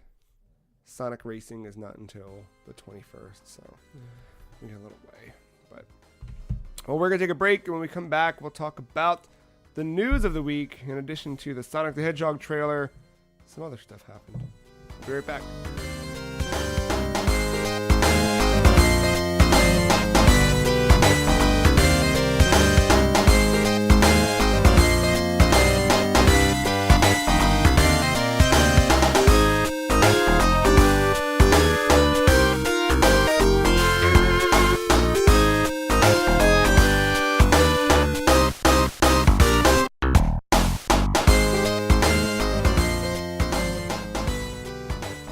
That is a list of Mortal Kombat 11 DLC characters, huh? Pretty sweet. Yeah. Time will tell, but until then, we've got some news for yous out there. Speaking of Mortal Kombat, last week we talked about NetherRealm working on updates to the Towers of Time and some of the in-game currency and things like that. I believe it was Monday night. On the PlayStation 4 version, it rolled out. Then it started rolling out everywhere else. Got a little in-game notification. We are aware of the difficulty level in Towers of Time and are working on a fix. Check your player notifications to claim a free gift. Ew. And they gave everyone 500,000 coins, 500 hearts, 1,000 soul something or other. I forget what they are. And then 1,000 time crystals, which time crystals are the one currency there that you actually can spend real money on, which I think that equates to like $10 real money. And those are good if you go to the store section. Not unlike other modern, games with a battle pass style thing. Yeah. Did everything I could not to say Fortnite, but like a Fortnite, you can go in and just buy whatever skin is currently in rotation for the current 24-hour period. So those 1,000 crystals, you could buy 2 skins with that, which is not bad. That, and then there was a patch, like I mentioned earlier, like, you earn hearts now 3 instead of 1 for fatalities. They've changed some of that, like, accrual rate, and I believe that some of the Towers of Time stuff hit in a patch to reduce difficulty and change some of that. I've not fucked around with too much of that, so I can't personally speak to it, but there's patch notes out there, and they're trying. I don't know. I mean, there's gonna be more coming, I'm sure. Yeah. For me, some of the stuff, like, feels way too long to get. Like, even that guy I mentioned earlier who Ed Boon retweeted that had unlocked everything in the crypt, like, days later was tweeting about how he finally also got other, like, it's like he did everything in the crypt but still didn't have everything in the game, which is like, oh my god, how fucking weird. long. Yeah. So that's where sometimes, like, if you really want a specific skin, hopefully you just wait for it to pop up in the shop and then grab it with some of the free money they gave you or whatever, because there's not like an easy way to get, like, the stuff you want, which sucks. Yeah, for now. I mean, I can see that changing. Yeah. Unless what you want is more games coming to Game Pass, because damn it, they've got them. Wolfenstein 2, Black Desert, Wargroove, Descenders 1.0, Surviving Mars, Tacoma, For the King, The Surge, and Lego Batman 3, all hitting Game Pass this month. Pretty wild. Is For the King that low poly looking one? It's like 3 people. There are 3 people on the cover of this, yeah. I think that's one I was kind of interested in trying. Where it's a 3-player co-op game and you're going on some, like, I think it's randomly generated quests or whatever. It's like I think it's turn-based. I see the word roguelike. Never mind, I don't see that. That was in a different write-up. Strategic RPG, roguelike right there. Strategic RPG blending tabletop and roguelike elements in a challenging journey spanning the realms. Single play experience, or play cooperatively both online and locally as you attempt to discover the mystery surrounding the king's death and bring order back to the realms. That's cool. The game comes out on May 10th, but if you have a Game Pass subscription, you can play it 3 days before it launches and get it Tuesday, May 7th, tomorrow. Pretty neat. I might go back to Lego Batman 3. Those games are always fun for a quick... Never played them. Really? I've only touched a bit of Star Wars, and... No, I think I did the first Lego Batman. And not since. I played Lego Batman 3 a bit. My brother got it for me for Christmas a few years back. And I played a good chunk on Wii U and then bought it again on Vita and played a good chunk of it. Because that was one of the first ones where they finally made an identical game on Vita and console. Oh, okay. I think the Lego Batman 2 on Vita was different. Like there was some stuff stripped out or whatever. Or maybe that was the first one that had it. I can't remember. But this one all deals with the lantern rings, which is fucking dope. Oh. Yeah, do some cool shit. Wargroove, I downloaded that. I didn't play it yet, but I hear it's very difficult. They've changed it though. Everyone said, "Hey, it's very difficult and checkpointing sucks in this game. You should fix that." And so they said, "Hey, you guys said that this checkpointing sucked in this game, so we fixed that." But that is basically Advance Wars. Yeah. Which I'm down for. Also, it's cross-play. So if you have it on Xbox or Switch or PC, you can play together. And the really cool thing is they've got like a custom map editor you can play across, which really neat. So that is your May Game Pass. So I remember that this got announced and then I forgot about it, and then I saw Tommy Talrico's name come up in my life this week, and I'm confused. So yeah. In television, Amico was the trailer announced, or the console announced like last year, I think. And it was like, yeah, okay, sure. It didn't seem likely that it was actually and I think like Tommy Tallarico's been involved with a couple of different false starts on these like retro styled. So yeah, because there's that Atari one, right? Yeah, I don't think he was involved with that. No, but I mean, like all of this, it's just the stuff popping up. Yeah. I mean, how can we forget Soldier Boy's? Oh, we can forget. Systems. I think he's in jail right now, so we can forget.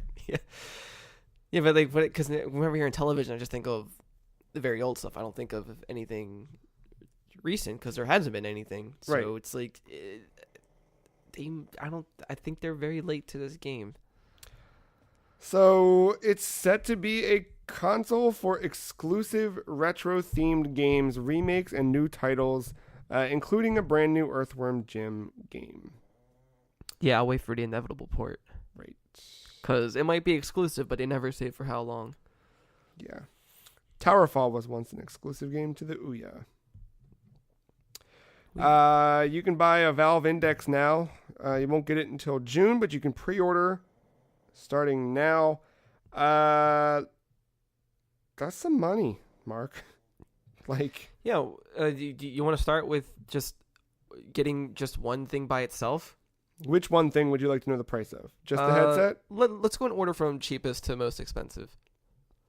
If you already have a Vive Pro and you just want the Valve Index base station, $149. Is that like the sensor or whatever? Yeah. Okay. If you already have a Vive or a Vive Pro and want the Valve Index controllers, they are $279 by themselves. Okay. Maybe you want the Vive or Vive. You have the Vive or Vive Pro, but you want the Valve Index headset. You can get that for $499. If you already have a base station, you just want the headset and the controllers, that's $749. And if you need it all, it is $999 for 2 base stations, 2 controllers, and the headset. Which is I'm going to say no thank you. But, the headset's pretty impressive. Technically speaking. It does not do inside-out tracking, which is kind of a bummer, because having to have base stations set up sucks. Mm-hmm. But, hey, we're not there yet. But it does seem pretty... I didn't know about this until a little after people were talking about this one, but I believe Oculus announced another type of headset where you don't need a computer or anything. It just hooks, everything is into the headset. Which, yeah. That's the direction I like to go in. Yeah. Just being no wires. It's all wireless. Yeah. I want something like that. I'm very curious to see. I've been on the Oculus train for a while now. Like I haven't bought anything, but they seem to be going in a direction that I like now. Except for the part where they're owned by Facebook. That's the one. I don't even care about that part anymore. It doesn't even bother me. Because it's not like you need a Facebook account to play it yet. Well, when it gets to that point, then I'm just gonna make up a fake ass account. You won't need to, because as soon as you pick the controller up, it'll prick your finger and take your blood. Dude, if it does that, I Zuckerberg. don't have to go to. Oh, it's not for the blood gets transferred. Yeah. It turns into digital blood, and then it gets digital blood sent to Zuckerberg, and he can stay alive for 6,000 more years. Zuckerberg. Darkwood coming to PlayStation 4 on May 14th, Switch on May 16th, and Xbox One on May 17th. This game is something that's been on my radar for a real long while. It's a top-down survival horror game. Mm-hmm. Which, yeah, randomly generated sinister woods where you scavenge for materials, craft weapons, and discover new secrets. I'm surprised I haven't tried it yet. Me? Mm-hmm. Because they, not long after its release on PC, were like, it's coming to Switch. And I was like, all right, I'll see you on Switch, dudes. True. So. Epic bought Psyonix. Bum, bum, ba, bum. Boom. Kind of surprised that no one bought Psyonix at this point. Like, I thought maybe... I mean, it would be nice. Sony was going to buy them years back after how successful it was with PlayStation Plus. I mean, it'd be cool if companies just didn't have to buy other companies once in a while. Yeah. Well, Psyonix is joining the Epic Games family. So far they're saying nothing's changing in the immediate. The deal has not gone through fully until June, something like that. Thank you, Earl. Epic and Psyonix currently expect to close the acquisition near the end of May to early June 2019. But yeah. I mean, not much is changing, I guess. No. There was a report out of The Verge that was claiming that the game would be removed from Steam after it joins the Epic Game Store later this year. An editor's note to this press release on RocketLeague.com states, "We wanted to clarify something for you after today's news. Rocket League is and remains available on Steam. Anyone who owns Rocket League through Steam can still play it and can look forward to continued support." Which sounds to me like they're not saying it's not coming off Steam, right? Mm-hmm. It sounds like, we're not taking it off now. And it sounds like if you bought it, we're going to keep updating it. But I bet at some point it comes down for purchase. Oh, yeah, I can see that. Yeah. For sure. Which, whatever. Like, if you wanted this game by now, you would have bought it. It's on every fucking thing. Very true. And also, Rocket League, since Fortnite's popularity skyrocketed, Rocket League implemented a lot of the Fortnite, monetization system, Battle Pass, the Rocket Pass, if you will. Yeah. They've done a lot to kind of pull on that, so, hey. So they bought the competition. I mean, yeah. That's basically what happened. Kind of. Rocket League is the big one, in that same space. More importantly, June 18th. Mark your calendar. Mark. Bloodstained Ritual of the Night finally be released on everything except for Switch. Switch port coming a week later on June 25th. So I will be buying it twice. Are you really? Oh, yeah, for sure. So what are you going to get on first? I don't know. PlayStation or Xbox. One or the other. I don't know yet. I didn't make up my mind. I don't know. But definitely on Switch a week later. Absolutely. I wonder if there's going to be much difference between the versions. Yeah, I haven't... There was a lot of trouble about that Switch version coming out of PAX to the point where the developers had to say, we know, but look, it's not that fucked. And they showed a video of it. But you watched this trailer that they did, the release date announcement trailer? Yeah, that... Wasn't expecting that. As soon as it starts, I was like, oh, God, this game looks so shitty. It was my first gut reaction was like, ugh, and then a little thing pops up on the screen. And I thought it was a YouTube overlay, a dumb, I thought something was fucked up with the video or I had the wrong link or something. And then it was all of these comments, just game looks ugly. You should fix the graphics. Can't believe they spent all that Kickstarter money on this. I can't believe. They pulled in every shitty comment. Such a direct response. Yeah, that was... And it just Iga's sitting at a table just all right, fuck it. Really, really good way to just re-releases Symphony of the Night, but just changes, just recolors the sprites. Game looks really fucking good though. It does. A lot of those side-by-side comparisons really make it stand out to how different it truly looks. I mean, movement still looks a little slow for my liking. Yeah, she needs 16 more frames of animation, I think. In her walk cycle or something. She needs to move a little faster. Yeah. That's all. Yeah. But other than that, it looks good. I'm glad they did the old versus new comparisons. It really makes it stand out where you're oh, okay. But I guess anybody could have done that with a game trailer and showed their earlier version just to make the new one look good. Yeah. Sonic movie didn't do that. But no. They could have. Could have. Maybe they should have. But that was a good trailer. Yeah. And Platinum Games has a new project that, quote, has never been done before, end quote. Atsushi Inaba of Platinum Games had an interview with videogameschronicle.com. Okay. Or at least that's where this is coming from. Talked about Bayonetta 3 will see a change in design process based on Platinum's experience creating the first two games. they're midway through creating an unannounced title, which he claimed has never been done before. 2019 is going to be a big year for Platinum. Without speaking directly to the number of titles we may or may not announce, I can say it's going to be a year of some major new approaches, new challenges, and new methods for us. Basically, we're building a new foundation that in later years will pay dividends. For us, new challenges are going to be very important.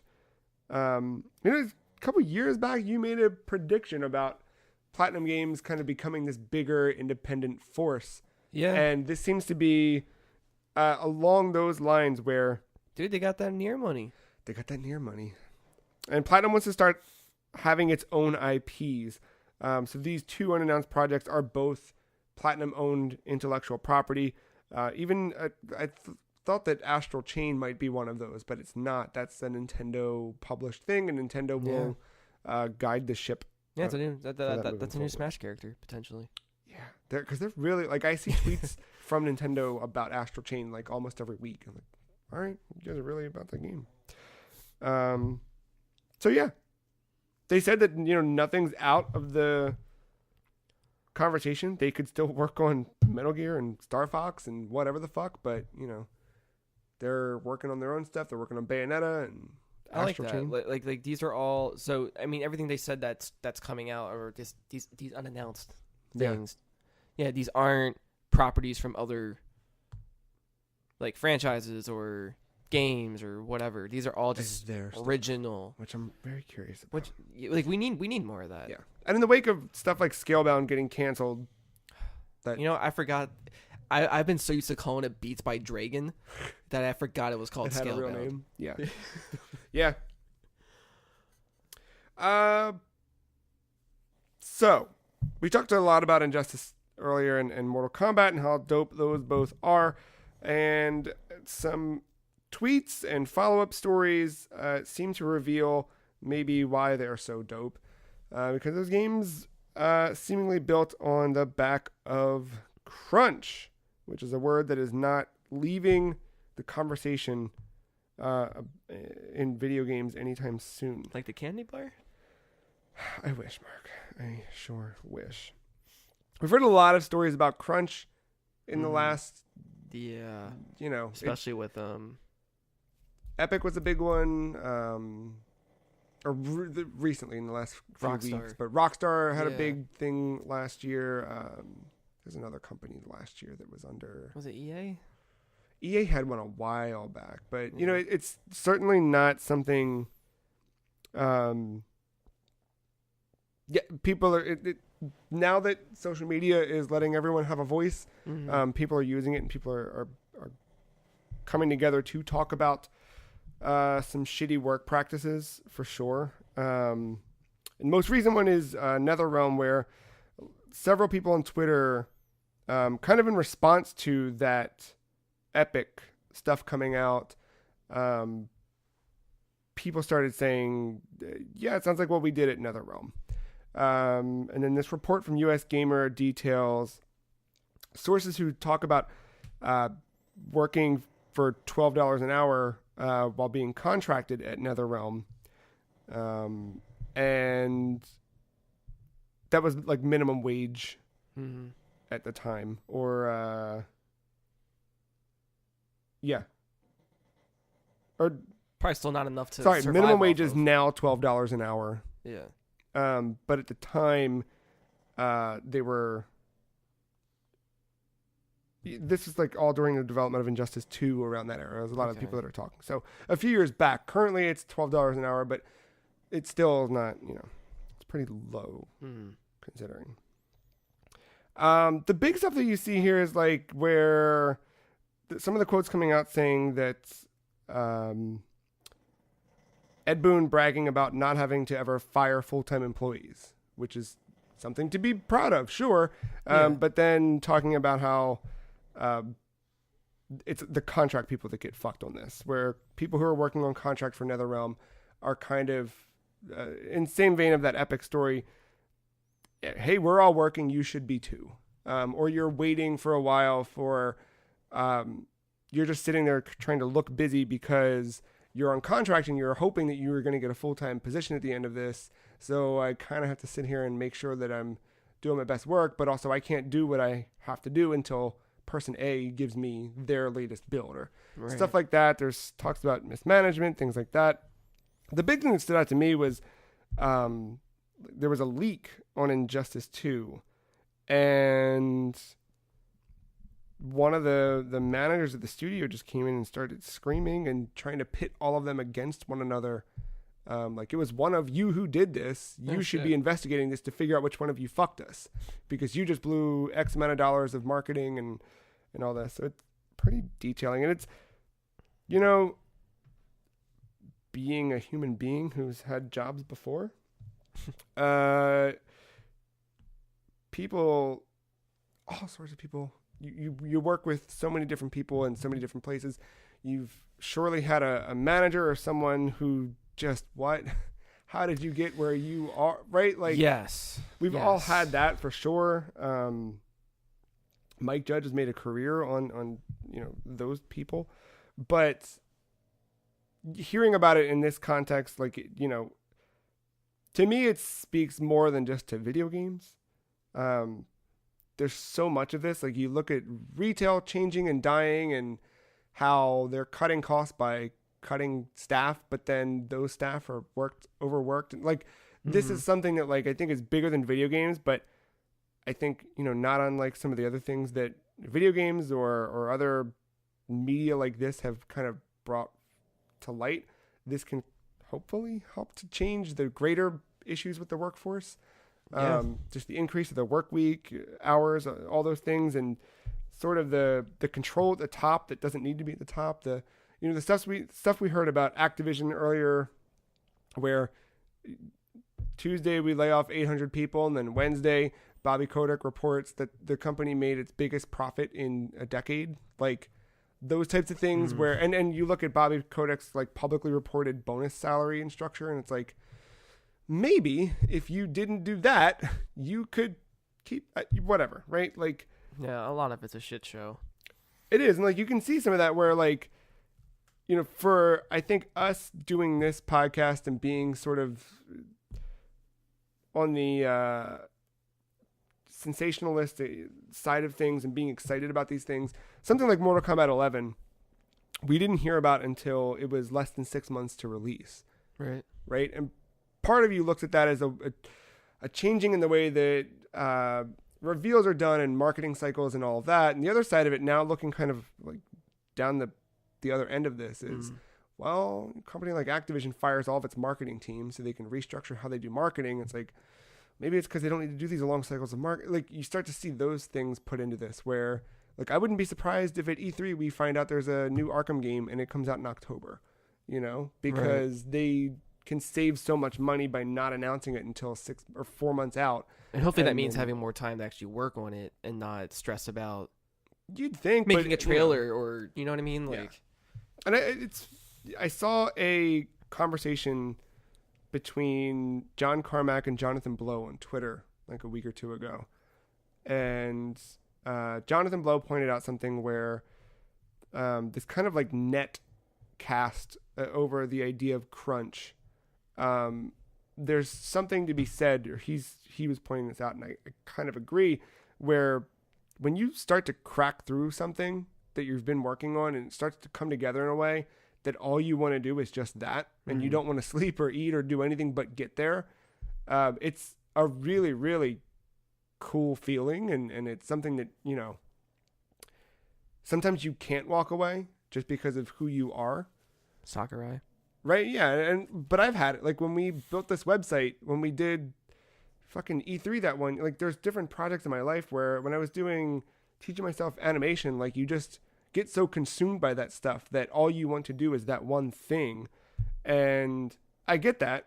The other side of it is, in a professional setting, you should never expect that other people are there with you, right? That's fine if you want to do it. Yeah, like, it's one thing if it's a labor of love, but if you just need a job to have a job, and maybe what you're doing, it's in a field that you like, but the project isn't necessarily something you're 100% or 200% into, it, for a better mental health state, it's probably better to take those breaks and I mean, like, get away from it for a little bit. it's. I think the crunch conversation is like, crunch can be good, obviously, right? Like there's things where it's deteriorating, right. Working X amount of hours a week. Yeah, like it has to be a good environment for that crunch to be welcome. And I think it's going to be different in each place, and it's a super complicated issue that, I don't think one person's going to figure out. I think it's a collective, and it's going to be different across the board. But I mean, there's like so much of what made video games was born out of the idea of crunch, of people just working incessantly until it was done. Yeah. Because they were excited about it, right? And that's like the idea that I think a lot of people get behind, but also... a lot of it is the communication is the error here. Yeah, and I think some of the stuff like that came out of the Fortnite story was people who were saying, like, yeah, we've got unlimited vacation time, but also we're afraid to use it because someone who decided they were going to take the weekend off because, it was the fucking weekend, came in Monday to find out they were laid off. Like, there were reports like that coming out of Epic in the story previous, and now like stuff like this with the NetherRealm story where it's like there's people who were on contract who were like, well, I'm going to work my ass off because I'm going to get this job. I'm going to do it. And I've certainly done that too at different places where I've been like, I'm going to make sure I do this because if I do this, and like sometimes it's just not going to happen. No one sees you. No one cares. It doesn't matter. They just needed XYZ done and it sucks. Like, especially like, remember those moments at E3 when they announced a game and the studio didn't know they were making the game till E3? Yeah. That sucks. Yeah. That is the worst. Someone's making these decisions for you. Yeah. Overworked, underpaid. Yeah. And all that. I think the Telltale stuff was another, like there's a lot that's been happening. So they definitely need some kind of union. Yeah. That seems, yeah. But, excuse me.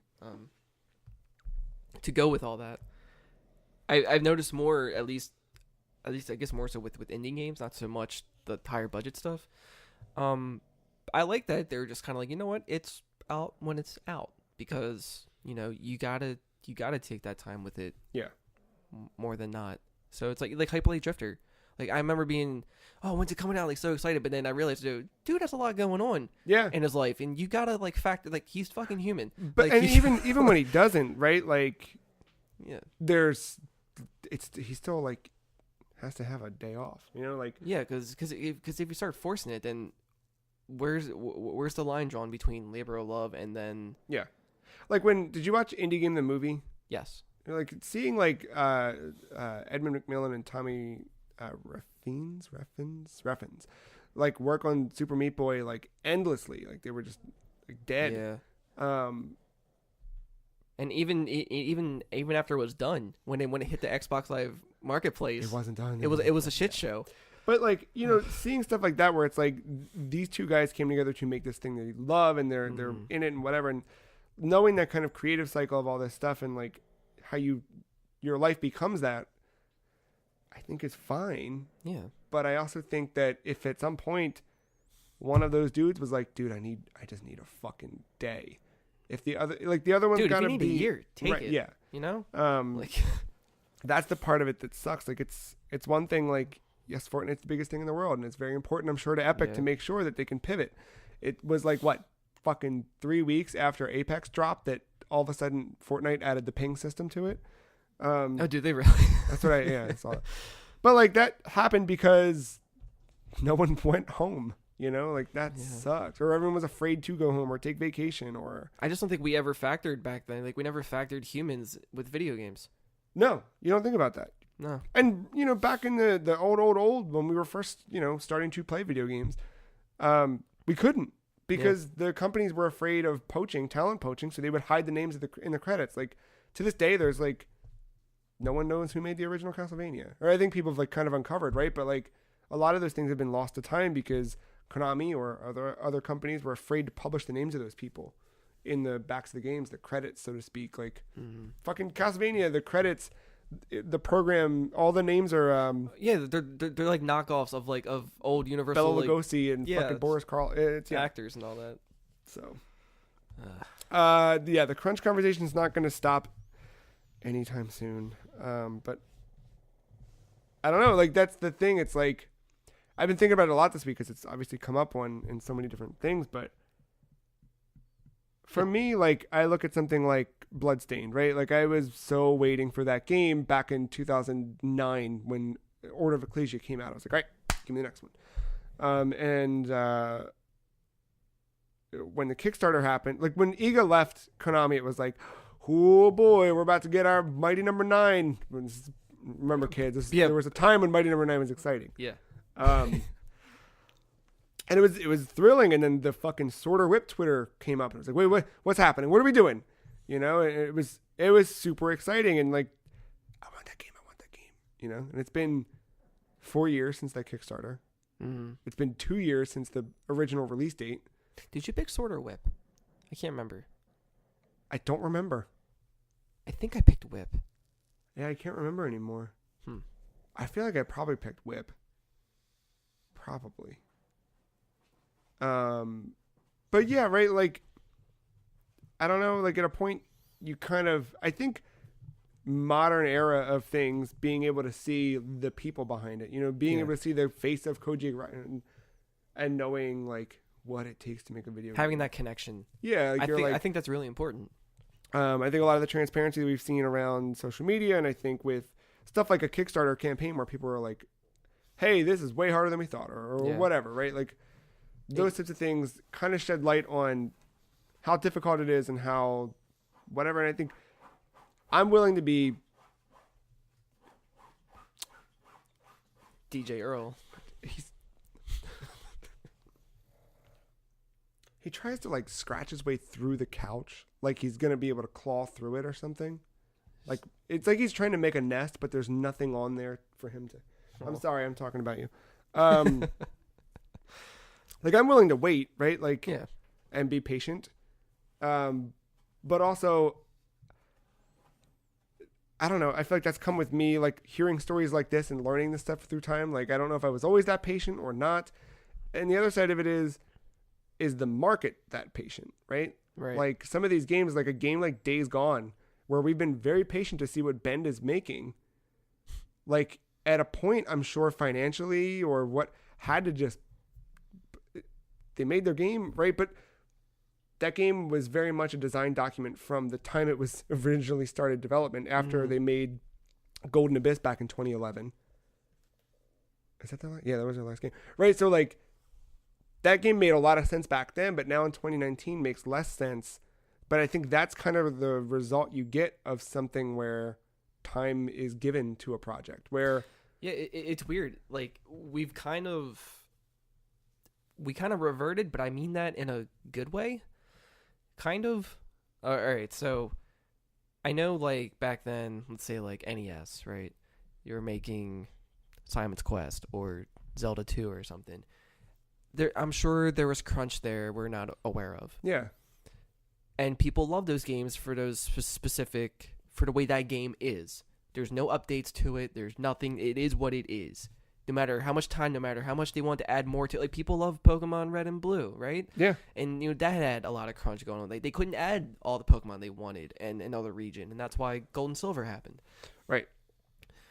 And it's weird to, like, that, yeah, that, like to not factor the back aching pain that they all had to go through to make it, but we still love it for what it is. But, like, what if that time was given? How much different it would be? Way different than what Gold and Silver even is. Yeah, probably.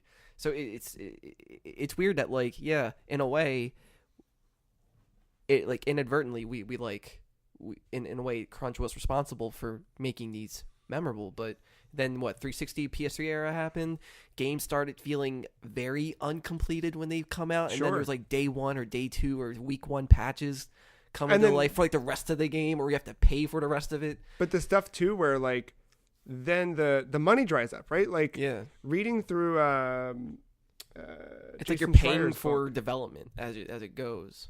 Right, but also, like, the other side of it is how long can that company sustain paying the employees? Like, right.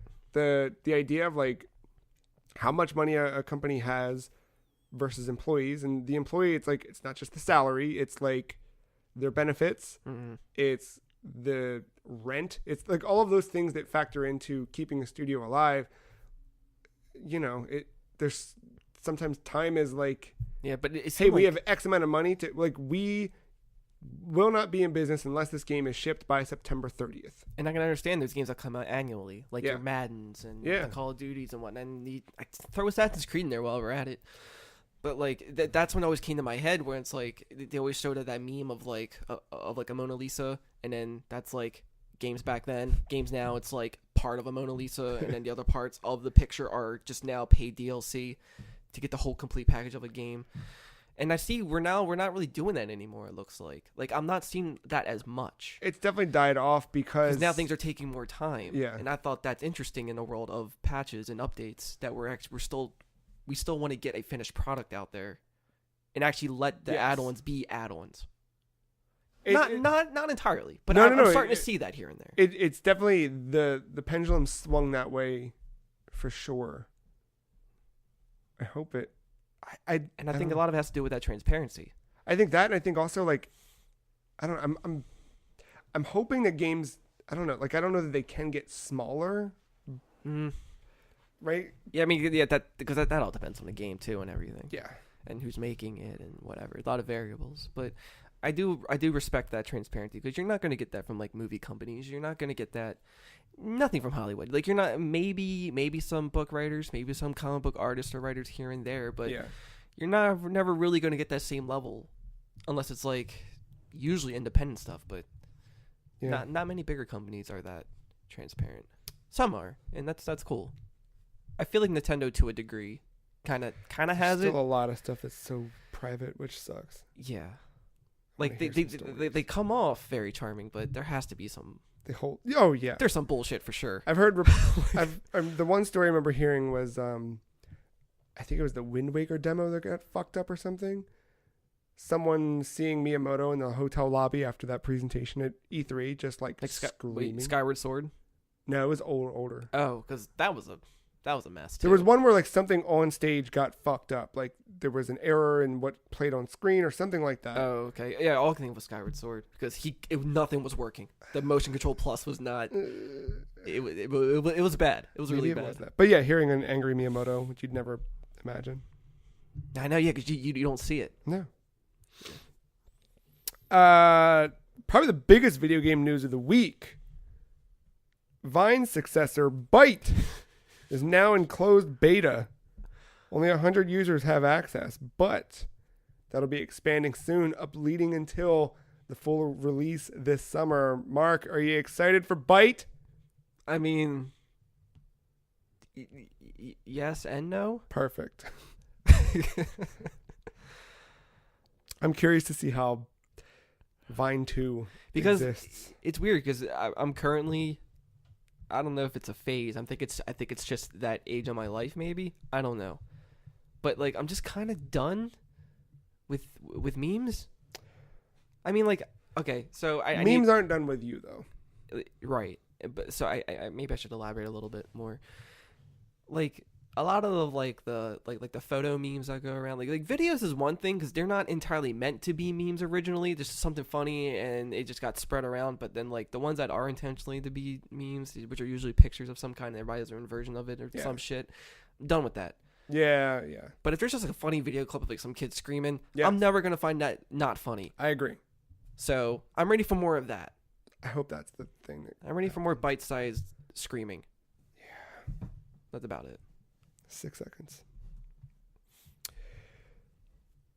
Speaking of bite-sized screaming, our last news story of the week was written, I think, in response to Matt's usage of online video game conversation platforms.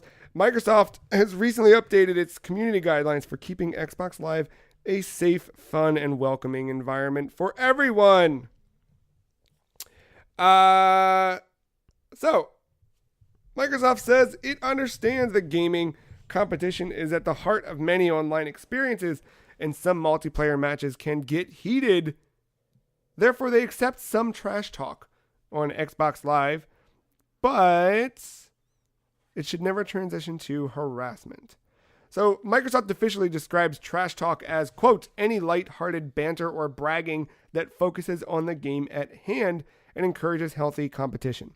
Harassment is defined by Microsoft as any negative behavior that's personalized, disruptive, or likely to make someone feel unwelcome or unsafe.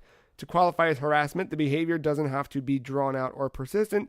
Even a single abusive message could harm someone's experience. Know when to draw the line, know when to back off, know and respect the other player. I don't think the former exists. Acceptable trash talk? I do no. So I did get a message one time that falls into their defined guidelines. It was when I was first playing the Master Chief Collection. And historically, I am not great at first-person shooters, particularly in an online setting.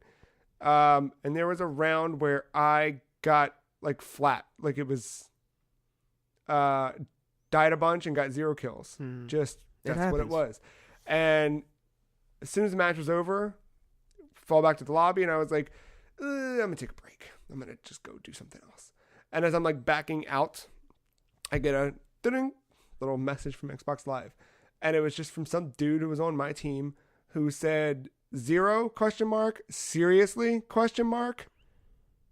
That's kind of it. Did your team lose? Yeah. Okay. But also, or I think we won, and that was what made it even more like, what the fuck, dude? And I didn't respond to it because I'm not gonna. But that was. It's weird. It's like I'd rather have the full insult than passive aggressiveness. Yeah, that falls into their guidelines, I guess. That message that I received sounds like something that Matt would send to someone. Although, just to make sure that Matt really knows what he can and cannot say, I'm going to read this. Okay. So, here's some examples of acceptable trash talk. Did you read these? No. Great. Here you go. Get destroyed. Can't believe you thought you were on my level. That was some serious potato aim. Get wrecked. Only reason you went positive was you spent all game camping. Try again, kid. Cheap win. Come at me when you can actually drive without running cars off the road. That sucked. Get good and then come back when your KD is over 1. Acceptable trash talk. Going too far looks like this. Well, before you do that. Yes. Some of those, I don't know why, but I pictured Sonic taunting saying that stuff. Great. I would love for you to imagine Sonic saying the next 5 things too. Oh, no, these are Shadow. Go ahead. Okay. I'm going to read these as they're written. All right. Because the stuff, instead of actually spelling out an example of one, they just use, you'll see. Okay. Get sexual threat. Can't believe you thought you were on my level. Hey, profanity. That was some serious potato aim. Get wrecked, trash. Only reason you went positive was you spent all game camping. KYS, kid. Kill yourself. Yep. Got it. Cheap win. Totally expected from a racial slur. You suck. Get out of my country. Maybe they'll let you back in when your KD's over 1.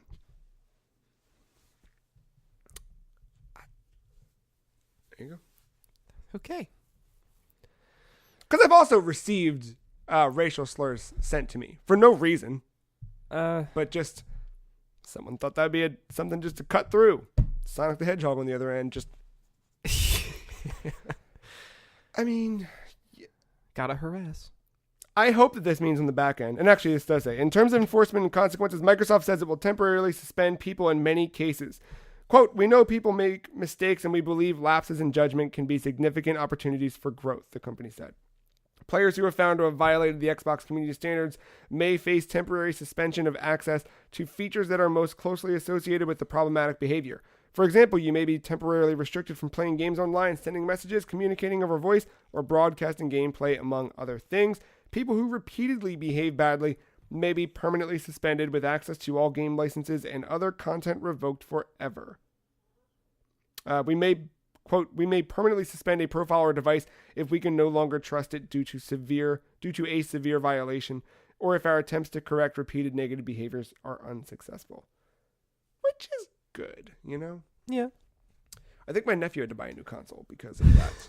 It's like you're pretty much paying a fine.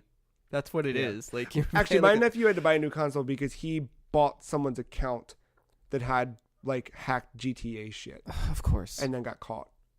or whatever the fuck it was. So he got console banned for that. But then I think I don't know, whatever the fuck.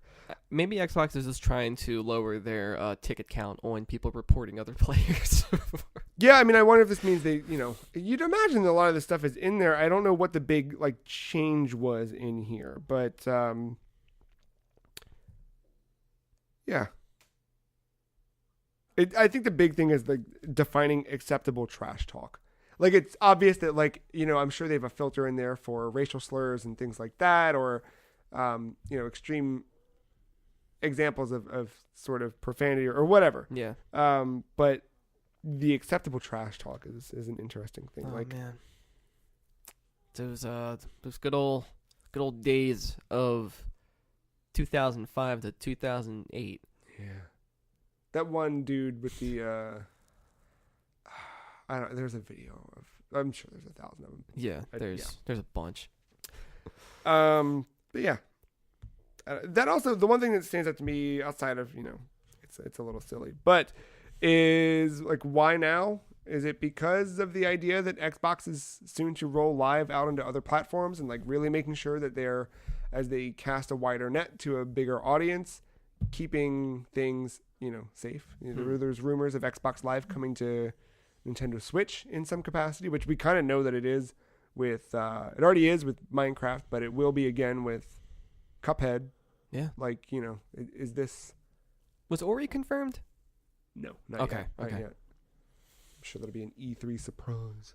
Oh, that's something I want to bring up. Huh.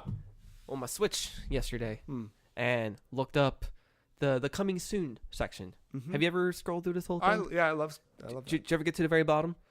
The last two things. One is just a game that's dated, some cop game. It's just dated for 2019. Yeah. Doesn't have a year. Doesn't have a month. Yeah. Whatever. Right next to it is Crash Team Racing. Yes, for fucking July. June 21st. That is the last date in that whole thing. That means everything else that's announced after that is going to be probably from E3 or some other direct. That's exciting to me. I can't wait. Because that means there's potential room for shadow dropping. Yes. There's at least one, whether it's third party or whatever. Oh, man. And we're like about a month away. We're like just over a month. I was on pussynaturalenерgy.com the other day. Found out they do DTC shipments. Direct to customer. Okay. For the same price as what it is on Amazon. Free ship. Okay, so just the shipping difference is pretty much it, right? Because Amazon would charge you shipping, right? Probably, if you don't have Prime. I don't. But yeah. I have Prime. You can use mine. If you want to experiment with other drinks. Oh, we need to cast... I forgot the one I looked at. There was a few that I shared. I forgot it wasn't one just like called like hemp or something like that. Yeah, there's that. There's some dumb ones. But yeah, we need to try a few different ones. Speaking of E3, I was on the investor relations Nintendo thing. Because last week they had their end of quarter briefing. Right. The Q&A, I'm trying to check now, I think is posting tomorrow, today for the podcast, but tomorrow for us. But yeah, I read through their whole presentation. It seemed pretty cool. Let me see if it's out.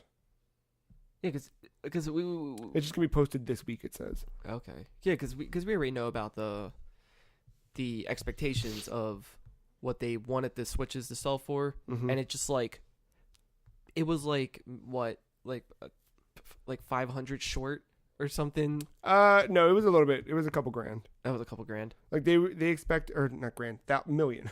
They expected to ship 17 20 million. Oh, was it 20? It was 20. They reduced it to 17. But they had, from what I feel, it's like 16.5 is what they got. Oh, is that what it was? Maybe I'm wrong. It was something like that. They were very close. I know that much. And it was just like, okay, they still did good though. Oh yeah, I mean they still did, but it was definitely a drop in their original projection of 20, and then I think even still fell short of that reduced projection. Yeah, I mean the big stuff that came out of that we talked about last week. So Yeah. that Q&A will drop this week, and we'll revisit it next week. But that stuff usually has some stuff where you can sort of like start to piece together things and kind of make some weird predictions for E3. And yeah, I'm looking forward for sure. This week we got some video stuff. We got back in the studio to record Overcooked, and I mean we had to bring him back. Especially it wasn't because of, I think it's just the universe allowed it to happen this week. Yes. Yeah. But we returned to the Chaos Chronicles this week. So I've got it scheduled. Wednesday will be, I forget now. Fuck, I don't remember. One of them's going up Wednesday and one of them's going up Friday. I know that much. So look forward to that. Overcooked, back in the kitchen, and then Chaos Chronicles, we start playing through his Tails in Sonic Adventure, and we'll see where that takes us. Oh yeah. So we'll be back next week with another fine episode of the Free Cheese Podcast. If you like this episode, you can find it and all the other podcasts and videos and everything we do on thefreecheese.com. Follow us on Twitter. The Free Cheese is at some Free Cheese. Mark is at aug_mental. I am at the Free Cheese. Podcast at thefreecheese.com is an email address where you can send emails, ask us a question, leave us a comment or some feedback for us to think about. That's it. That's it. Thank you, Mark. Thank you, listener, for listening. We'll see you next week. Bye.